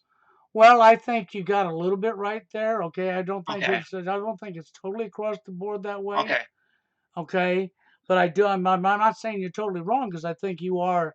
It's sort of in spot. You know what I'm saying? Right. But the thing is when we flipped everything that had to do with an actual relationship upside down its head, and then we took what used to be kept away from people and we put it in everybody's face, pornography. Yeah, pornography is horrible. But I don't necessarily I think pornography has had the worst effect because it's made men, I don't say it's made men, but things are more passive now. There's not this desire to, I don't know. Pornography obviously is a problem too. Well, yeah, but see, it's a combination. You take the entire combination of everything that's going on, and you intertwine it together. And I mean, look at our world, man. We're trying to convince people there's 50 to 60 genders, and we both know better than that. That's complete Right. BS. Okay, and we have taken the foundation, and so many people think love is sex, and love isn't sex. When you put I don't sex at think. the Well, I first don't, Bill. front, I disagree with it. I don't think people think love is sex. I don't. I think I've that. argued with guys over this, Steve, right here Yeah, but online, that but I don't tell think you they the would one and literally the say, "Well, same. God, sex is love." I think guys are just this experiment they've done hasn't equalized itself across the board because I think men still desire women. I think it's just women don't desire men. They are the closest thing to going their own way. Women, Well, not men. women are actually the real Yeah. McDollars are They're the real wigglers. MGTOWs. Yeah. They're the Yes. WGTOWs. They're going their own way, and it's listen. At some point, we're going to eventually accept it. I think within the next 5 to 6 years, there'll be more social acceptance of the fact that this is the new social contract on society. But there's Well, a you lot of know, advantages, Bill. The advantages for single men too is the lack of responsibility. You don't have to work as hard to survive anymore because no, if you're a fairly successful guy and you do apply yourself, you can still live a minimalistic life and still live in a nice apartment or a house, but you don't have to be slaving over, putting food on the table all the time. well, you know, Steve, you have a very, very, very valuable point. Okay, Right. two men out there that I think that part of what Steve just said, to TFLers and incels, you really need to pay attention to that because in today's society, because we don't know how to treat each other, because it's so toxic, and because a lot of people are just, they've lost care. They have Yeah. no care, and the only thing that cares about themselves, but they're not, the women ain't going to be afraid to tell you everything you want to hear to get their wants. And once Yeah. they're through using you, I don't even they, think that women, it used to be, well, women might date a guy for a free dinner and a free night out of town. I don't even think that they even want that. They pretty much got this idea that if they don't find anything potential with you, they want nothing from you. I'm a convinced. I can't prove this, but I've gone to the bars in the last couple months. Okay, I'm convinced if you offer to buy a girl a drink, she'd turn it down and say, "I'm not interested." Where in the past they would at least accept it. I don't even think they'll take a free drink anymore. I think that they're well, so I think you're right ambiguous. about, I think you're right about that. I really think they do. would basically. I think they would basically say, they wouldn't let you. They wouldn't want to accept it. And I really realize it because now it's like they don't need your money. They don't need free drinks. They're with a female or a couple of them, and they don't really uh, even want a free handout. They don't want anything from you. They don't need your free drink Oh, they're because they free know. and independent and they're self-responsible, right? Yeah, right. Yeah, Okay. they And also think yeah, that go ahead. men are dangerous as well, right? Well, I think They they have think that, but I don't think they necessarily fear it as much because if they feared men, they wouldn't be walking in like Hell by the Dashboard Light was saying. It says he sees that you'll see them walking through the subways when it's 12 midnight in a bad area, and they'll be dressed to kill. And he doesn't think that they even fear that anymore. Not like they used to, but and I don't think they should. But it's society's. Yeah, I don't know. Well, no, I actually agree with that statement, Steve. Yeah, I right. totally agree with that because they're not so much in fear of men. I would actually venture to say there's more women that hate men that don't even know they hate men. Do you see what I'm saying? Okay, We that as built far as these are fear, no. theories we have. We don't know. We're not in the mind of somebody. We would have to somehow be able to gauge it through discussions. I mean, it's hard to say what the percentage of women out there that Yeah. really Oh, hate I don't men. want to put numbers on anything at Yeah, this point I don't because either. you can't actually get a number because there is no way of getting a number.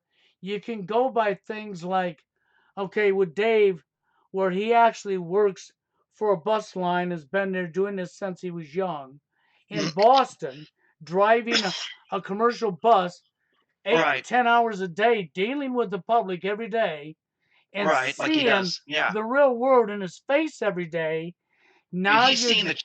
Or yeah, He's old enough to have seen the change, like since the early '90s on. Yeah, yes, exactly. And he's yeah, been watching the change himself, and right. he'll even be the first one to tell you that women are not interested in men. Yeah. You know, but I think In like if you England, I buy, don't know how. Go ahead. Sorry. Let you go ahead, Jay. I mean, like if you buy a woman a drink, like the woman kind of feels like obligated to talk to the man, and she might think that if the man doesn't get what he wants from the interaction, that he might turn to violence in that type of way. Right. Well, Yeah. you could experiment that. You could actually just invest $10. Let's say two girls are sitting next to you or across from you. You could say, "Hey," or have the bartender buy her, and you could gauge that it'd be a good $10 experiment to see, "Hey, would it work?" Or 10 pounds. I don't know what they charge for drinks, but it's you could do that experiment. But the impression that I get is that there's no. I mean, I remember when I remember back in the early 90s, like a girl might even say to you, "Well, why don't you buy me a drink?" or something like that. So you might buy her a drink and then see where it goes, and she might talk, and you might get some good you might get a phone number out of it. But it's like it's a total different game now, and they won't even engage you. And I don't see any. Now you can blame it on age too, but yet you're 20 years old, so you're 21, and you see the change at your fresh young age of 21 or 20. You know that it's not much different, really. Yeah. And one other thing I'll say, when you're in your 40s, you're not looking for some 20-year-old. You're looking for a girl in her mid to late 30s. And I don't see any heart palpitation from women even in their early to late 40s. I think it's pretty much that they kind of got their own thing going, and it just I kind of accept it now. It's kind of like, I guess if you go through this, if you see this, how this change has happened, you kind of accept it. Well, unfortunately, what Steve said would be correct. People learn to Yeah. accept. The Mhm. sad thing about it, too, for 1 minute, for anybody to think that they're manufacturing $5,000-6,000 dolls and sex bots, Yeah, okay, that's not an accident, right, okay. The end goal is going to be the majority of the lower class people, which is the majority of society worldwide, right, that's going to be their next mate. yeah, Okay, and the women now are going to either stay single, alone, want to be alone, or they're going to be going for the upper echelon, and there will be the real relationships, and everybody else below that, which goes right along with the agenda, because now you have population control. Bill, I wouldn't doubt that there's a plan for the elites to go after the Amish. I think the Amish will be on their radar. I think they will, because they're still having 8, 10 kids. Well, the Amish They're are already on the radar, so you're Yeah. correct. they're able to work independently. They do side jobs for like, I've seen them. They bus them out to the inner city, and they'll be working on a new trendy one of those urban renewal projects. They're very good woodworkers, but I do see at some point it won't happen maybe for a while, but they might start going after them in a weird kind of way. I mean, obviously, I don't know how they would go about doing it, because they kind of keep to themselves for the most part. So Well, they're they kind of do. isolated. They did, Steve, a few years back, they actually did go after the Amish. Mm, Okay. And they even did, but it was another false flag. There was a shooting, and it was in an Amish church. Okay. right, But see, they're not moving in on Amish as fast right now, right, and they're going to go after them. I do believe you're 100% correct. But yeah, right now, they are moving down the manosphere. And the yeah, men in the manosphere don't really pay attention to this. It's going to come back and bite them in the ass, because they are moving in on the hmm, manosphere. right. And this is Well, you why know I what, say Bill? what I say. It's really all these. You're right. They're moving in on the manosphere, but at what level they're doing it, I don't know, because I could sit there and make accusations while they're keeping my numbers down, but it's all subjective. It's not a real provable thing unless you absolutely know for a fact. I think that what's happening is we're running into more craziness. Like, they're regurgitating the same stuff. Like MGTOW, the biggest failure with MGTOW is to have not really progressed beyond the regurgitating the same stuff all the time. Well, It's but just kind see, of Steve, they do this. Okay, if you pay attention to the political arena, you're gonna right, find they go in trends of like 7 to 8 years, and then they go back and regurgitate the same thing all over for the newer right, adults that just come up. right. Okay, Well, it's like when a televangelist is exposed for being a fraud. I said this about Jim Jones. Jim Jones did the dumbest thing. He should have let everybody go back to the States. He would have had a new group of suckers to join his community. I told everybody this. They said, because that's how televangelists work. There's always a new recruit of suckers that join. So that's how get rich quick schemes can survive so long, like Amway and Herbalife, because there's always a new group of suckers that jumps into this. And I think that's what's happened with the manosphere. It's just a recirculation. Well, enough people got tired of the manosphere, but guess what? There's new suckers joining it. Yep, it's what it's happening. Yeah, you're correct about that. And if you go one step further and think about even when I showed people the other day, they already have the list put together of all people that are linked to Incel that have killed somebody, and he gave you a whole list of names, right? But he left some names out. Okay, he left Anthony Powell out. He left George Sedini out, and there's a reason for that. Those were the real ones, right? Exactly. Those were actually guys that, yeah. George Sedini was a real person. He had a real blog, and whereas the other ones are just they seem like there's something very sketchy about them. They're the people they interview. Do we really know for a fact that these are real interviewees? Or are they just actors? And how would you prove it? Like if someone said, "Oh God, I've known him for years. I never." Well, the thing I would say is, okay, who are these people they're interviewing? Are they real people or not? They're real people, but are they real? Are they actors? We don't know. They've been exposed as being actors in some cases. Now, the problem, Steve, is this. You have military involvement. I've already done my homework on this, okay? You have crisis actors ain't no lie. It's real. Right. Okay? They are using actors. And the problem is if you go back and pay attention, like the red flag laws on guns, the majority of stuff they used to pass that was stuff that never happened. Okay? Right. Now you think about it. We left Anthony Powell, completely out, who killed Asia McGowan. Okay? We left George Sedini completely out, because they were real. But the ones they did give you the list of are all fraudulent. Okay? Mm-hmm. And that's the same thing they did with the gun laws, and it's the same thing here. So what you're going to have is, and I don't know how long it'll take or how far, but they're progressing it up, okay?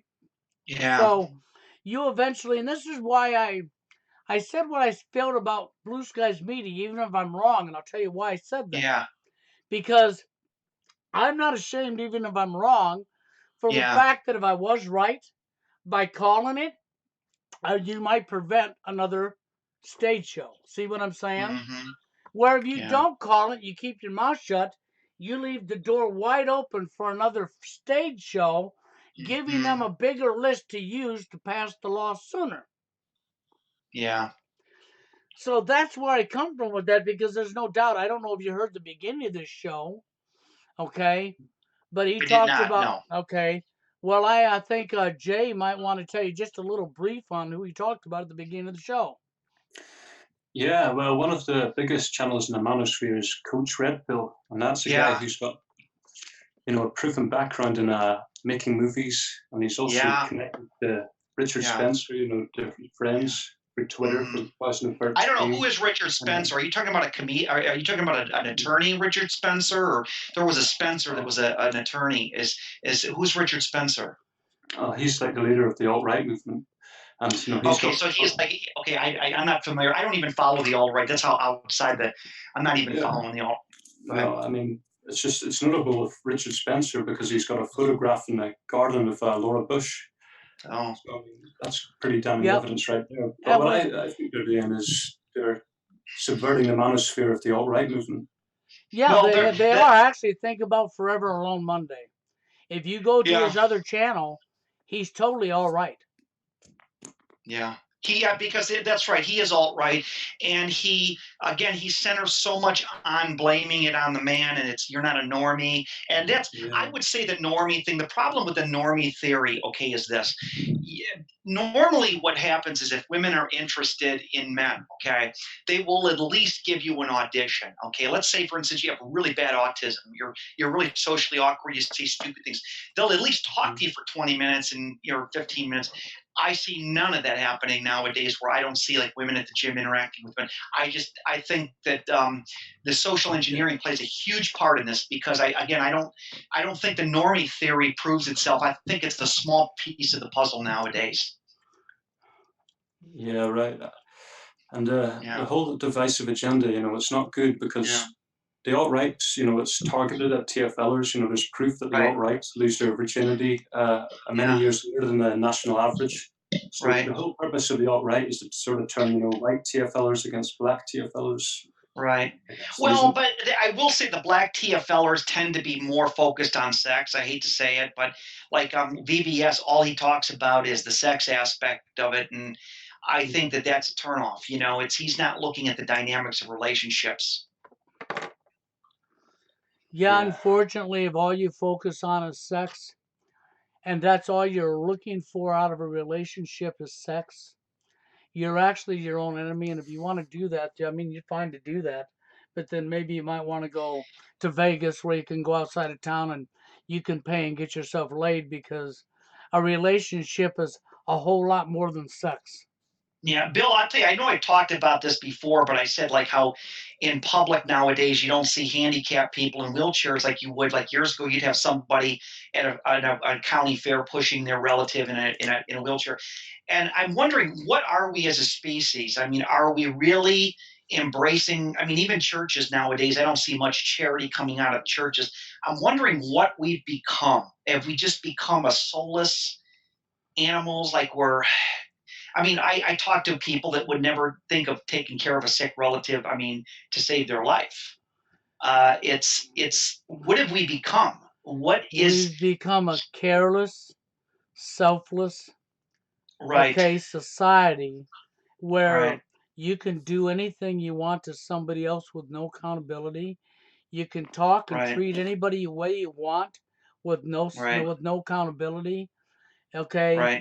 this is the reason you hear me say all the time, we've lost care.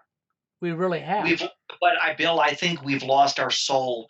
I really think that the soul is that part of you that's willing to sacrifice your pleasures in your time to get the pleasure of feeling more a part of something. We've lost our souls, and that is very powerful. Bill, I really believe in God strongly, and this is what I want to say.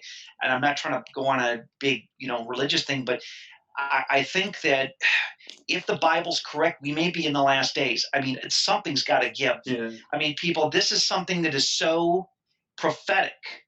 They said men will be lovers of money and power and lust, and everything that is the Bible has talked about is so magnified compared Yeah. to what we've. I mean, people said, "Oh, 50 years ago they were saying that." Well, yeah, because 50 years ago people were going down this path. They were going down this path even 50 years ago with the 60s and the narcissism. People forget that at Woodstock, these hippies, these children of these World War II vets, were like, "Oh, dude, like we're gonna park our car in your lawn." There was a lot of mischief going on at Woodstock, and so this generation in the last 50 years it's progressed into the worst case scenario. But there was a short period of time. I want to make this one point. I'll let him talk. In the early 70s, they were trying to get away from this, and there was a lot of these shows like Little House on the Prairie. They were trying to bring back some sort of romanticism, but it was very short lived. Go ahead.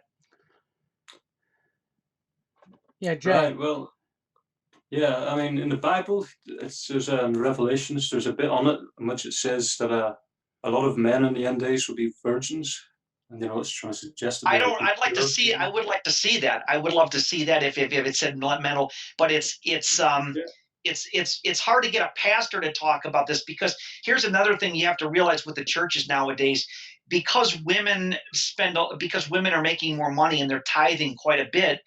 You're not going to get a pastor to chase away his female parishioners. No way in heck are you going to do that. And so no pastor. There was a pastor named Pastor Driscoll. he's about my age. He's in his late 40s or mid 40s. And he, for the last 10, 12 years, if you can look him up on the internet, and he's supposedly a pastor for men, and he does nothing but male shaming. He tells men basically that they're not living up to their Christian responsibilities, that, he uses anecdotes of men being, and he has done more damage to the men because he's basically shaming men. He's a big masculine guy, or he's just really tough, but he's not like holding women accountable at all. And go Google this guy, or go on, just watch some of his speeches, and you'll see what I'm talking about. This guy, and I don't know if he's still around, but at least in the last 10 years, he was really big. He's an American pastor, and he's just shaming men left and right. Well, at least And I'll give Pastor Dow some credit on YouTube. Yeah. He calls it for what it is when it comes to the female gender and the male gender. This Pastor Driscoll's got a much bigger following because he has like a big church to operate out of. And his message basically is men need to man up. Men need to be more. Now, he does occasionally throw the dog a bone, and he'll accuse women of doing something, but it seems that he doesn't really embrace the true problem, what's going on. There's so many layers of this. It's very complex. Unfortunately, Steve, that is our society nowadays. Mm-hmm. Accountability is not being put out there for anybody, really. Yeah. And if accountability is put out there, it's on the men mostly, not women. Yeah. Women Yeah. are not accountable. And you have a situation, I don't even want to go into the Bible spill because that's long drawn out. And I don't want to take anybody's faith away from them, because everybody has a right to their own faith. Okay? I could have totally said something different about what Steve said, but I'm going to leave it alone, because I don't want to take people's faith away from them, because it's not my job to do that, okay? I'm not here for that reason. So, Bill, I don't know what the answer. I guess what I'm going to say is, in a nutshell, I don't really have the answer to these complex problems. Do you join a church? Do you try to get involved in a sense of community? Do you try to form something? Do you infiltrate? I mean, you want to become a phony Amish, maybe join it. You'd have to really change your life if you did that. I don't know what the answer is. I think, what I wanted to say is, you talk about porn addiction, Bill. When I'm going to tell you the biggest addiction of men is video games. This video game addiction is rampant in society. I'm talking non-TFL. I'm talking guys that just don't even know about the manosphere. This addiction to video games is off the charts. It's worse than even. I will 100% agree with you.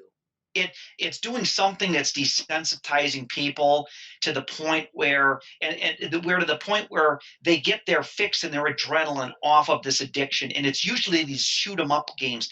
These games, almost 90% of the games that are addictive, it seems, they're not World of Warcraft. It's these rock 'em, sock 'em, shoot 'em up in a paramilitary uniform. It's so disgusting. It's like, what?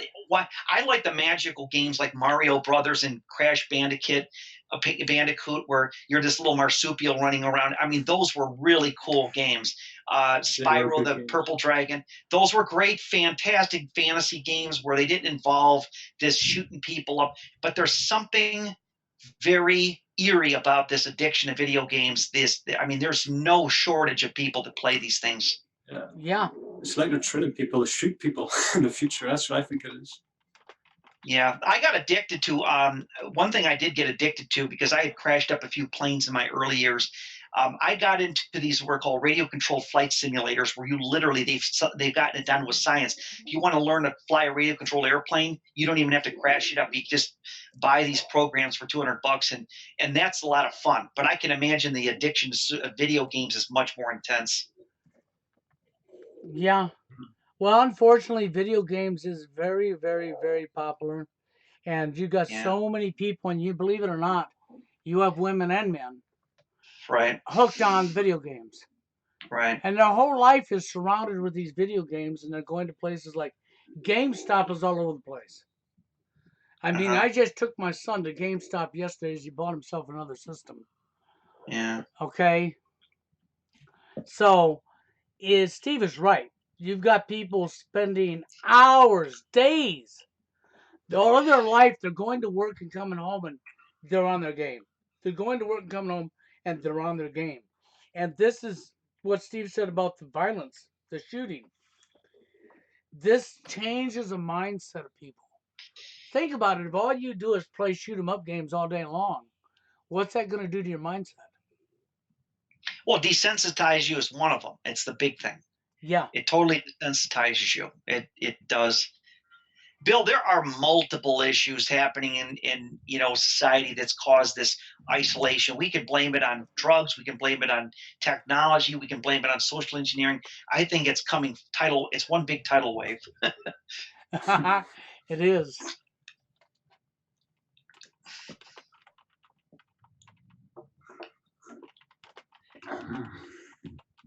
And then, Bill, you have to look at another factor. Let's say 30% of the men out there are living TFL or incel or whatever. There's still I would say there's still men out there that are still winning in the game of life in sort of a way that they've got like a vibrant social life. You can't accuse every man of not having a social life. There are men out there who do have them. Yeah, my younger brother is what you would call a Chad. Like, he gets offers every time he goes out with women. He's rejecting them. He's calling them ugly. He's treating them like dirt, and he's getting plenty of women all the time. It's quite. Yeah. And the worst thing is, they come home to me and laugh at me for being an incel. So it's really fucking painful. Just to watch them. The only credit I'll give Karen Strown, Girl Rights What, is she did speak the truth recently when she said that yes, 90% of these men are considered undesirable. I mean, she was being upfront and honest about what we've talked about in the past. And one other thing, I think she copied this off of me, and I believe she's listened to my videos. I stated that women are the gatekeepers to social interaction with all people, meaning that if you have female social interaction, you'll probably attract male social interaction. I think they are the gatekeepers to your social life. What do you think of that? I think you're probably pretty accurate about that. Yeah, you're correct. Yeah, that's so. What's the worst insult you can give a man today is, you're a virgin or you don't get sex or. Well, I believe she probably did get that from Steve. Okay, I was very explicit about that. I said that they are the gatekeepers to social interaction. They are the ones that introduce you to their family and friends, which includes males too. And if you're dating a mildly attractive woman and she introduces you to family, you've got the door is wide open to you for a lot of things. And that is something that is lacking because social interaction between men is at an all-time low too. I think that I don't want to base it strictly on the gym because I think the gym is one facet of it, but I think that I'm seeing more men shopping alone. I'm seeing more men at the gym alone. I'm seeing more guys sitting at the bar in groups of other men, not even interacting. I saw 5 guys in the last couple months. I was at a bar and there were fairly good amount of women there, but the guys were just having this hot wings orgy. They were eating, like 6 guys were sitting at a table eating wings, and they were just not even like interacting with women. It was like they've like really got the sex so separated now. It's unbelievable. Oh, they do. They do. Go ahead, Jay. Yeah, I mean, my brother gets approached by women whenever he goes out to these nightclubs and stuff. They'll come up to him and they'll ask him to come home with them. And, he does very well. So, well, that's interesting. It would be, how old is he? He's about 18. Yeah. Oh, he's 18. He's young. Okay, so he's in that young age group where he's in a much more vibrant social area, because once you leave high school, you don't have that equal number of – see, high school is the most dynamic place to be because it's the only place where the ratio of men and women is the same and you're all single. And that is incredible because that does not exist outside of college. Once you graduate college, let's say, or university, you're pretty much – you see a total different change.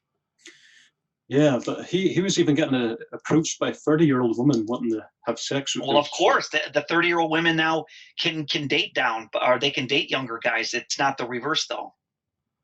No, you got that right. Coach Red Pill says that the older you get, the more options you'll have, but that's just complete nonsense. No, he's deceiving people. He's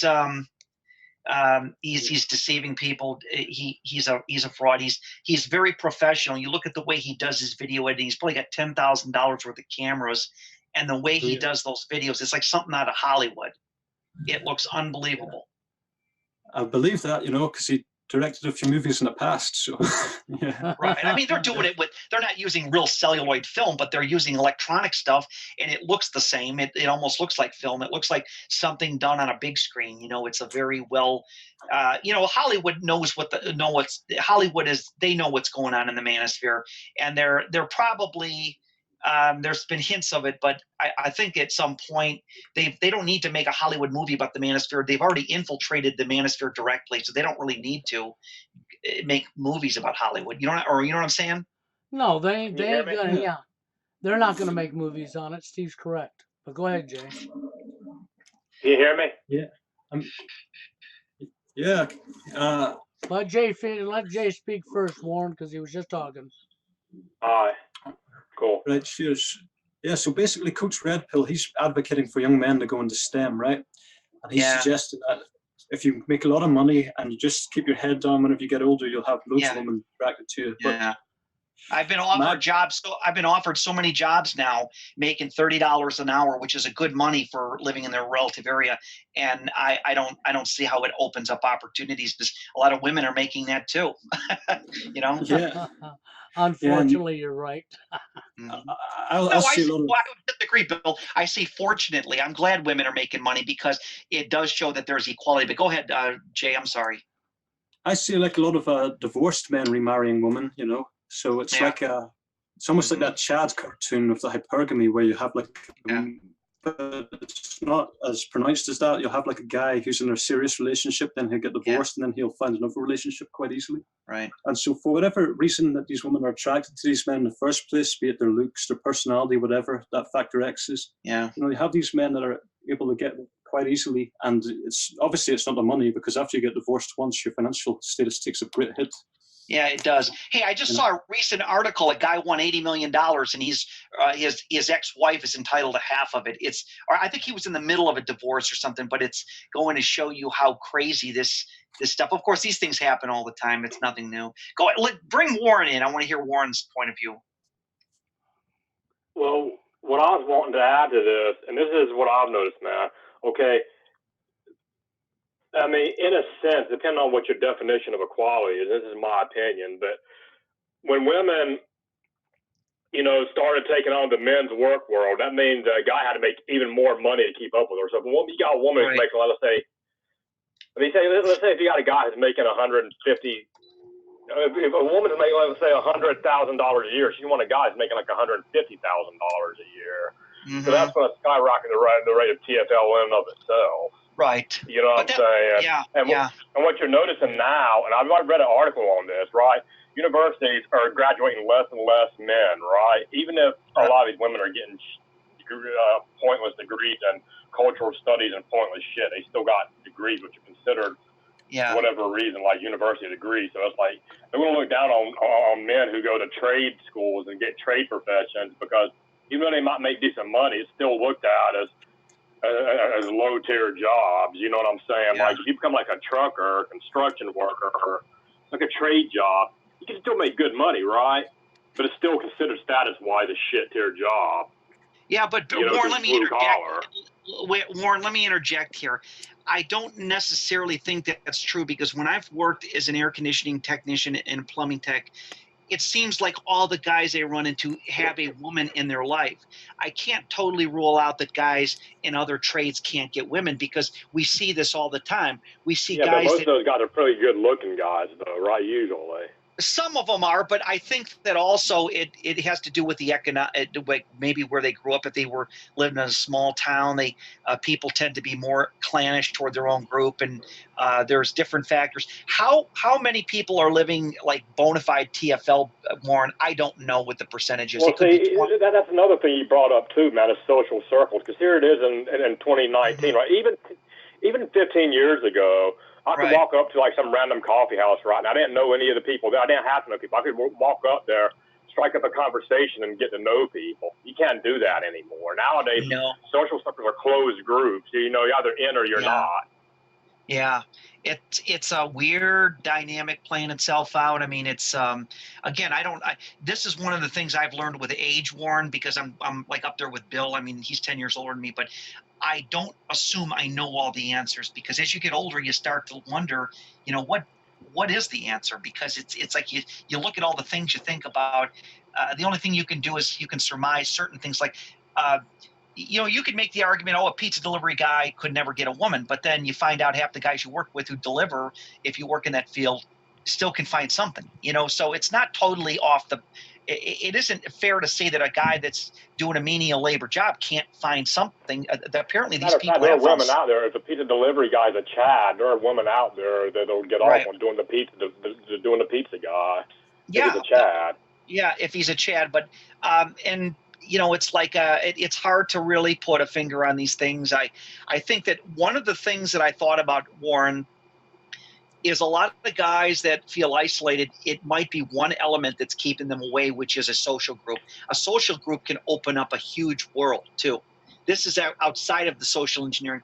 I think that if you were to have been integrated with the social group, they might prove you that you might be attractive to some woman, Well, here's the thing. Throughout my teens and my early 20s, I'd say from about maybe 10th grade on to my early to mid 20s, right, I kind of got into a social group, even though I was like on the outer fringe of the social group. But like I had friends, Mm-hmm. and I'll tell you what, that's the worst experience of all. I'm going to tell you why that's the worst experience of all. Because even though you're barely accepted into this social group and you're on the outer fringe, you're constantly being the odd guy out, the third wheel, the fifth wheel, the seventh wheel, whatnot. Every time they go out and everybody else has somebody and you're alone, and you're always the one that's being ghosted. Or, I mean, it sucks. Right. I'd rather just that's why I stopped hanging around my social group and I isolate myself further. I'd rather be alone than be alone among people who make me feel like I'm alone. Right. Well, yeah. I mean, yeah. How do you remedy that problem? I don't know. I really don't. Yeah. I'm not sure how you're going to remedy this fight to begin with. The only thing we can do is just keep calling it as it is, because it's gone on for too long, too far, and until people start really backing up and using their own brains to critically think about what they're seeing going on, I don't know what else you can do. And one thing I'll say about the looks issue, Warren, I'm kind of getting tired of the looks issue because we keep seeing people that defy this all the time. I see guys that look like Vench and MGTOW all the time that have a wife and kids. They look like a bum. They look kind of goofy or whatever. It's not fair to say that the looks issue alone keeps you from doing it, because why are we seeing guys that with a girlfriend, a mildly attractive girlfriend, that look like they don't look very attractive? What I'm noticing is this, okay? I rarely ever get any prospects, but the occasional once in a blue moon that I do get a prospect is some bottom of the barrel chick. And like, look, I'm not trying to sound shallow, but I mean, we're all shallow. I'm at least close to an average looking guy, and the only thing I can occasionally once in a blue moon get is some 300-pound fat whale or some 70-year-old looking woman or something. I mean, I'm not looking for a model, but I mean, I shouldn't have to scrape the bottom of the barrel to have anything. I mean, yeah. No, Hula Traviata and Hell by the Dashboard Light, they put out a video once, suggesting that social circle plays a significant part. But they were saying that they think that if you're trying to get into a social circle and you're more attractive than the rest of them, you'll be viewed as competition. They won't want to have you in the social circle. Right. Well, that's a good point there. Yeah. I mean, there can be all kinds of things. And here's another thing. If you rub people the wrong way, if you say something that's disagreeable, let's say you say, I'm a supporter of Trump, or I don't like Trump. Something small can get you kicked out of a social circle real quick. I mean, it doesn't take much. Here's my theory on this too, man. When we talk about attraction, we think in terms of conscious attraction, but we don't think in terms of, like, in other words, like if you see like a woman sees you and this guy's fat, oh, that's unattractive. But I mean, I think what people misunderstand is when they talk about attraction, they don't talk about subconscious attraction. Like, in other words, it's not necessarily about how well you keep yourself so much as characteristics that you're born with, your height, your frame, things like that. Like a Chad could have the right bone structure and the right height and everything else, right? And he don't have to keep himself up that well. He can have a big beard. I mean, he can't be like Chris Farley fat, no, but I mean, he can let himself go a little bit. He can have a big gut and all this shit. He can still get women. Yeah, but You don't have to put that much effort into it. The Chad theory, I think it's becoming like the Goldstein of the book 1984. Everybody in the manosphere claims there's this Chad character, but I'm not seeing this Chad character, and I'm on the fence with this because Hell by the Dashboard Light has mentioned this multiple times, is that I'm not seeing this muscular Chad guy that's just a slayer. I'm seeing basically average guys that when you do go to an amusement park, you're not looking at some big Chad guy. You're seeing some guy that's just very ordinary looking, that's got a girlfriend or whatever. And I don't know. I don't know the answer to this. He probably got a good-looking face, even if it's things that we don't consciously recognize. I mean, you're looking at like specific things that people aren't taught to view for, like the cat-paw tilt and the hunter eyes and the jawline and the cheekbones and little things like that you want to consciously look at and say. Go into this, but Warren, the problem with this theory, I know you're hyper focused on it, but I just don't think that is the whole thing playing itself out, because we see. I don't think it's all of it. No, because you would have 80% of men incel if that was the case. You'd have 80% of the men incel, and I don't think it's 80%. I think maybe 30% solid. I think that's a good. That's not just getting in a comment. I was talking to somebody like that. It's like, look, they're fudging the data to support their claims. Look, I understand that the incel problem is growing. I agree with that. Yeah. But like, look, it's not doing us any favors to be intellectually dishonest and keep saying, 80% of men are living TFL. Dude, no, it's that's insane. If 80% of the men are TFL, it won't be such a taboo topic as it is. Well, I mean, everybody be talking about it. You know, Warren, this is what I was going to say to you regarding that. Okay? If I say 80% of the men, I'm not talking men that are with anybody. I'm talking about single men. I'm not talking about men that are with anybody. Because we can't get an accurate number on anything to begin with, okay? No, it's a very subjective argument, because a guy that you see with the woman, I mean, it could be higher. He might just be with a woman for a short time and then he's TFL again. You don't know. So Warren, like, for example, if you were, go ahead.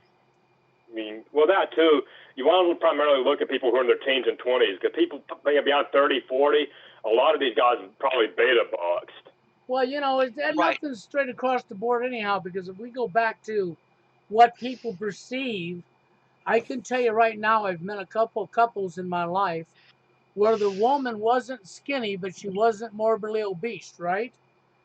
But the husband was totally morbidly obese, and she was with him.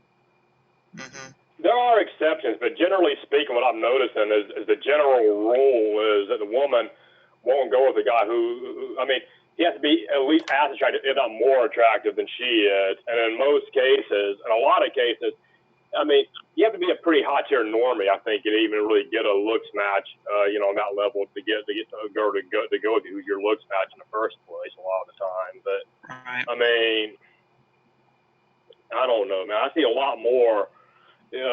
Women will date across or up. They don't never date down unless the guy's rich. Mm-hmm.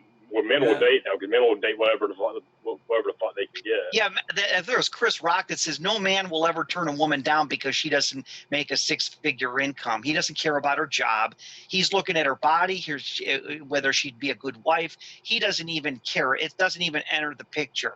Whether women's criteria are much higher, but like I said before, I think it's even worse now, because it isn't even criteria. I think a lot of women are very ambivalent toward men to begin with, and this is a taboo subject, and it's really hard to get any real discussion about it because. Go ahead. I'd probably marry a millionaire woman, like if she made herself available to me.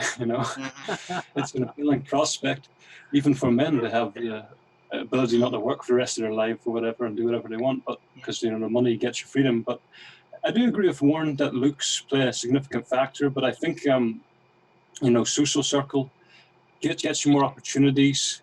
So, if looks increase your chances, then that's obviously good. But if you're in a social circle, it's a combination of three things. It's looks, money, and status. Now, money is the one thing you don't want to rely on, because if you rely on money, she doesn't respect you. Warren, what you're saying is you agree with LMS, that guy that does all those elaborate videos, and I think the guy's a fraud. I don't agree with him on everything. I agree with him on a lot of stuff.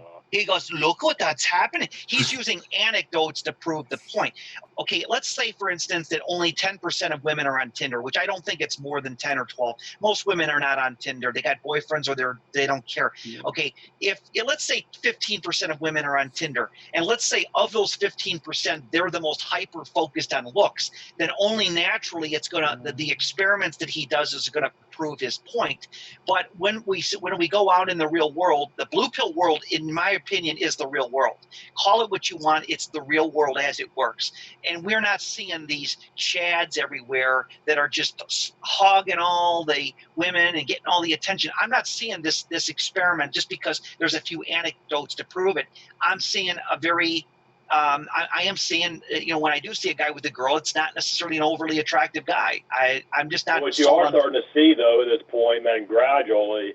I mean, it's not to the point where where it's like one in 3, 1 in 4 men are complete incel yet, but I mean, it's getting there, man. Like what you're starting to see is more men are being pushed out of the dating market. I think it is about more men are being pushed out of the dating market. A smaller number of men are getting more dates and more women, more relationships, while a greater number of men are gradually being pushed out. Yeah, I think so too. I've got relatives, and I agree. And it's like if you do get a woman in your life, you hold on to dear life. It seems it's I don't know. I think a lot of men are going to hit critical point, and they will start dating overseas. But that's expensive prospect, and I don't. That ain't gonna do them much good. That ain't gonna do them And much good. that's creating more incel on TFL on a global basis, man. I mean, those women aren't really that different than women here are. They're hypergamous. They want a guy who has a lot of money. I mean, think about it, man. Okay, people talk about how women over here are gold diggers, right? Well, if you save your money and you go overseas as like an American, right, and you go to like one of these Southeast Asian countries, what's the first thing those women see? Why do they think that they're into expat guys? I'm gonna tell you two reasons. I'm gonna tell you what they are. One, they see he's got a lot of money. That's number one. Number two, you got to bear in mind, a white guy in Japan is pretty much like a black guy in America, bro. As far as penis size, as far as having higher testosterone levels than the native population and things like that. I mean, so you factor that in. But I want to say something here real quick, and then I'll let you guys talk. Going overseas isn't the answer to begin with, because everybody keeps avoiding the fact that it's NWO and the problem is global, and you're going to go overseas and you're going to run smack into the same thing you got over here. Right. Yeah. It's basically prostitution. Yeah. You might do well in the short term, but in the long term, that relationship's going to break up. And another thing, Warren, that they've done to really upvalue the value of women today is they've made sex work impossible to access. When they shut down, I never used Backpage, but when they shut Backpage down, what they were really doing is saying that you have no access to it. And by doing that, they're amping up the volume of women. I mean, if female sexual workers, if it was legalized or it was accepted more, it would bring down the perceived value of women. And because they've made accessing sex a felony, and it really is a felony, you get caught soliciting prostitution, you do, I think, get a felony for it. So it's not something that people want to take the risk doing, which I agree, I wouldn't take that risk. Yeah. Well, what it is, man, like I said, the system is systematically taking away every potential avenue the sub-6 men have of gaining female access, whether it's through prostitution, whether that's through sex bots. I mean, if they could outlaw porn and outlaw masturbation for us, they'd be doing that. No, it's so I think what they've done is they've pushed. I use this example. There was this one motel, a real cheap motel that was not too far from me, and it was kind of a sleazy place. And they shut it down recently, or in the last couple of years, and I knew they would do this because a lot of times the guys would probably go to the club and they'd get horny and they'd probably want to go up in a hotel room, and they shut it down. They said, well, you know what, they used the keyword. There was human trafficking going on, which is nonsense. Human trafficking is the new buzzword to incentivize keeping prostitution illegal, because human trafficking, what you're talking about, is a crisis where you'd be importing like women from other countries. That is like on such a small scale, it's not funny. That's like maybe I'd be surprised if that was 10% of. I mean, I'm not defending prostitution. Don't get me wrong. But I'd be surprised if that was 10% of all the prostitutes. No, no, it's all anecdotal. When they say, "Oh, we found a human trafficking operation," that it's so hard to pull that off, because these women, if you get them, oh, well, there's this human trafficking. That's the buzzword they're using to keep to demonize any access to paying for sex. They're using that buzzword. But I will say this though. Yeah. I will say this. Okay. Right. Right now, this alleged rape culture that feminists are raving about that doesn't exist. Yeah. It doesn't exist right now, but the more and more and more men keep continuously getting pushed out and pushed out and pushed out, and have their nose constantly rubbed in the fact that they don't get any. When we live in a culture where everything's about sex, what you're going to see is they're going to create their own rape culture, man, and they're going to be getting raped like hotcakes, and human trafficking is going to rise. And no, I'm not supporting that. I'm not saying that that's a good thing. I'm just saying that's what's going to eventually happen. Yeah, well, I don't know if I agree that that'll happen, Warren, because I think that the end goal is to desexualize everybody. So how would you really create a rape culture when people are becoming almost like desensitized for even having sex in the first place? Well, women and chads aren't. I mean, women and high status guys aren't. The only people who are being disincentivized to have a sex life are undesirable males, pretty much. Well, I understand that, but I also understand this. They're not spending all the money to create sex bots and sex dolls that look real, okay, to not be able to market them. Right. Yeah. Yeah.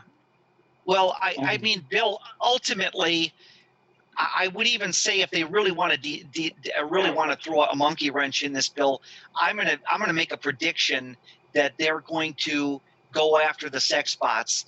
I don't think that the New World Order, or the so-called, what you call the people running the show, I don't think necessarily they want men to even have those options. Because let's say that this option of having a sex doll made it possible for men to not be unhappy anymore, then you would get rid of guys buying cars. I mean, let's face it, TFLers create one big problem, is social disincentive to buy expensive items. They don't want to buy expensive items. If you disincentivize people, they're going to be like, they're going to just be like, what the hell is the point of this, Well, I want to give Steve an answer to this.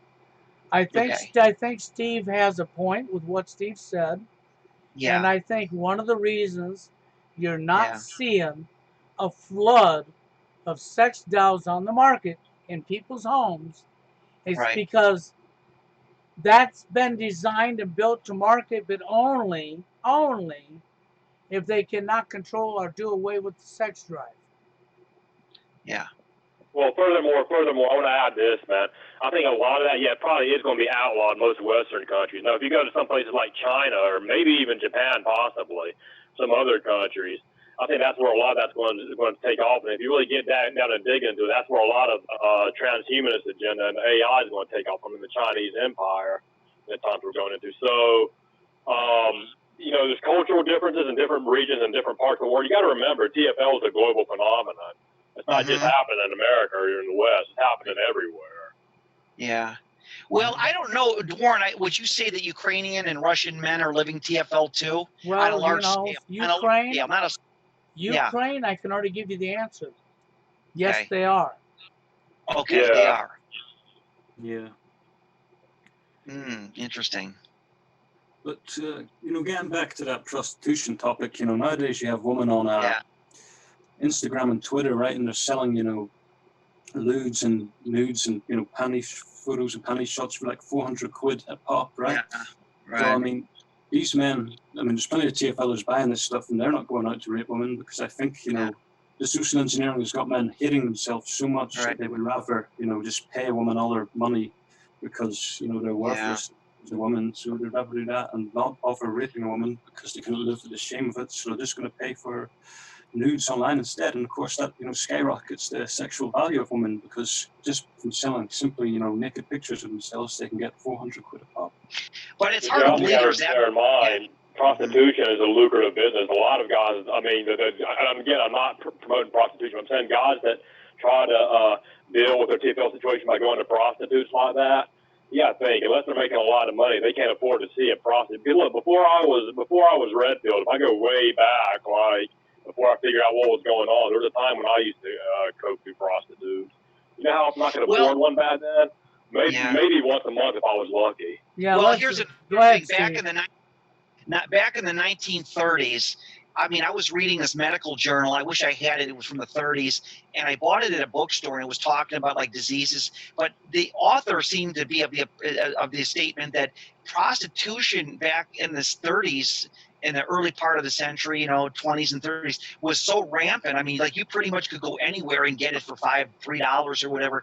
I mean, it's like so from a dollar, when you could do dollar cost averaging, prostitution compared to years ago was way more expensive. You're looking at dropping $300, $400, $500 just for an hour, where back then it might be $5, $10 or $20. So it's like astronomical what men are paying today. So they've basically, by even though prostitution in the 20s and 30s was illegal, it only demonized the woman selling it. It didn't demonize the John. The John would not be the one busted. That started in the late 80s with that show Cops, where they would have women start dressing up as prostitutes, and which were like police officers undercover, and then they started busting the Johns, and that's when it really changed.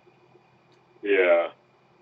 And nowadays you have women paying like $400. I mean, men paying women $400 just to get a picture, not even sex. Yeah, and so I think TFL it definitely is a strong 30%. I think. I don't think it's 80%, but I think it's 30%.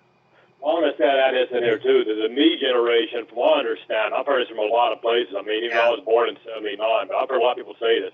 The me generation really started in the '70s, and that's where all the selfishness came in. And yeah, a big part of the issue of incel and TFL is because we live in a selfish society where nobody cares about anybody but themselves. Mm-hmm. You know, because if you go back, let's say even back in the 40s or 50s, you know, I'm pretty sure at some level, man, people would have taken this situation, even if they didn't have these names for it, they would have taken this situation a lot more seriously than people today do. Right. That was the entire reason why monogamy was reinforced. Right. Yeah, it doesn't seem like the sexual revolution led to happy marriages. It actually disincentivized. You know, it's and it's a fact that married people, at least traditional married people, had more sex than single people. You know. But let me ask you this: what do you think about this COVID? I've even heard LFA MGTOW mention it's like polygamy might help incels. That's stupid. That's like saying, you know, Bill, Steve, you're a marathon runner. It might help you if I shoot you in the knee. Right. Exactly. Yeah. It doesn't. There's no way to, you know, there's no way to undo the damage. I think there's no really way to undo it. Societies fall for lots of reasons. Another thing, I'm reading an interesting book called Catastrophe, written by this British sociologist. He believes that societal change happens by cataclysmic events like that men have no control over. So it seems that the only real thing that could happen that could change things, and of course it would be a lot of death, would be if some sort of like meteorite or something hit the earth where people were forced to reinvent the social contract again. You know what I'm saying? It's almost like what he goes on to say is that all these social changes that have happened with religions and populations have become plagues and things that were out of man's control. It was weird. And a lot of these things were engineered by a very small group of men at the top of the damn structure who, I mean, to be honest with you, who run most of our institutions they run Hollywood and they run mass media and politics and this, that, and the other. A lot of that is run through Zionism, man. Look, I'm not going to be one of these people who's going to sit here and say that it's all the Jews and blame every Jew. Because I look at that as the white version of, you got a lot of these Afrocentrics that blame the white man for everything. Yeah. It's stupid. But at the same time, you got to realize Zionism, I'm anti-Zionist, I'm not anti-Jewish. Zionism is a problem. And Zionists run our politics. They run Hollywood. They run all this shit. Well, the thing about it is, Bill, Jews are Warren. Jews are living TFL too now. You have more Jewish men now. Well, yeah, I'm not saying it's every Jew. I'm not putting every Jew on trial here. I'm just saying I'm not anti-Jewish. I'm anti-Zionist. Yeah, right, exactly. So what we're seeing is, I don't think this problem can be changed, even if there was a concerted effort to. I don't know if we can really undo this problem. It's like, I love what Mitchell said. Mitchell, my interviewee, said one time 6 years ago, in fact, he said, I don't believe this problem will be solved in our lifetime. And I think he's dead accurate. This could take generations to undo. Generations. Well, I don't think there's any plan in place for them to fix this problem, because right now this problem is serving the elite's goals very, very well. And if somebody was to magically come up with a solution, if someone was to magically come up with a solution to fix this problem, look, they spend billions of generations and dollars in creating this problem on purpose. And let's say if you or I came up with a magical solution that's going to automatically fix this problem all over the world tomorrow, Steve. You know what's going to happen next? They're going to come and send some geographers to assassinate us. Yeah. They don't want us fixing their problem. They spent hundreds of millions of dollars and generations creating. Well, here's the thing. The Japanese have plans to try to increase their population by incentivizing people. In America and Canada, there is no financial plan to incentivize people to have children. So there's got to be a population control agenda, because why are they not trying to financially incentivize people to have children? It's the opposite, you know. No fault divorce related to harassment for having children. Yeah. And once you get far enough up and on the international level, amongst the international, they know that there's not saving no Japan. I mean, most of the Japanese governments, just like any government, they sell their own people out, man. I mean, they're not concerned about their people; they're concerned about themselves. I mean, you know, so I mean, all this incentivizing people in Japan you know, they're taking a lot of things into consideration. Let me explain what's going on in Japan here, okay? Right. A lot of it's like, you know how like with MGTOW, they pretend like they choose to go their own way when they're really like 80% or more are their own way.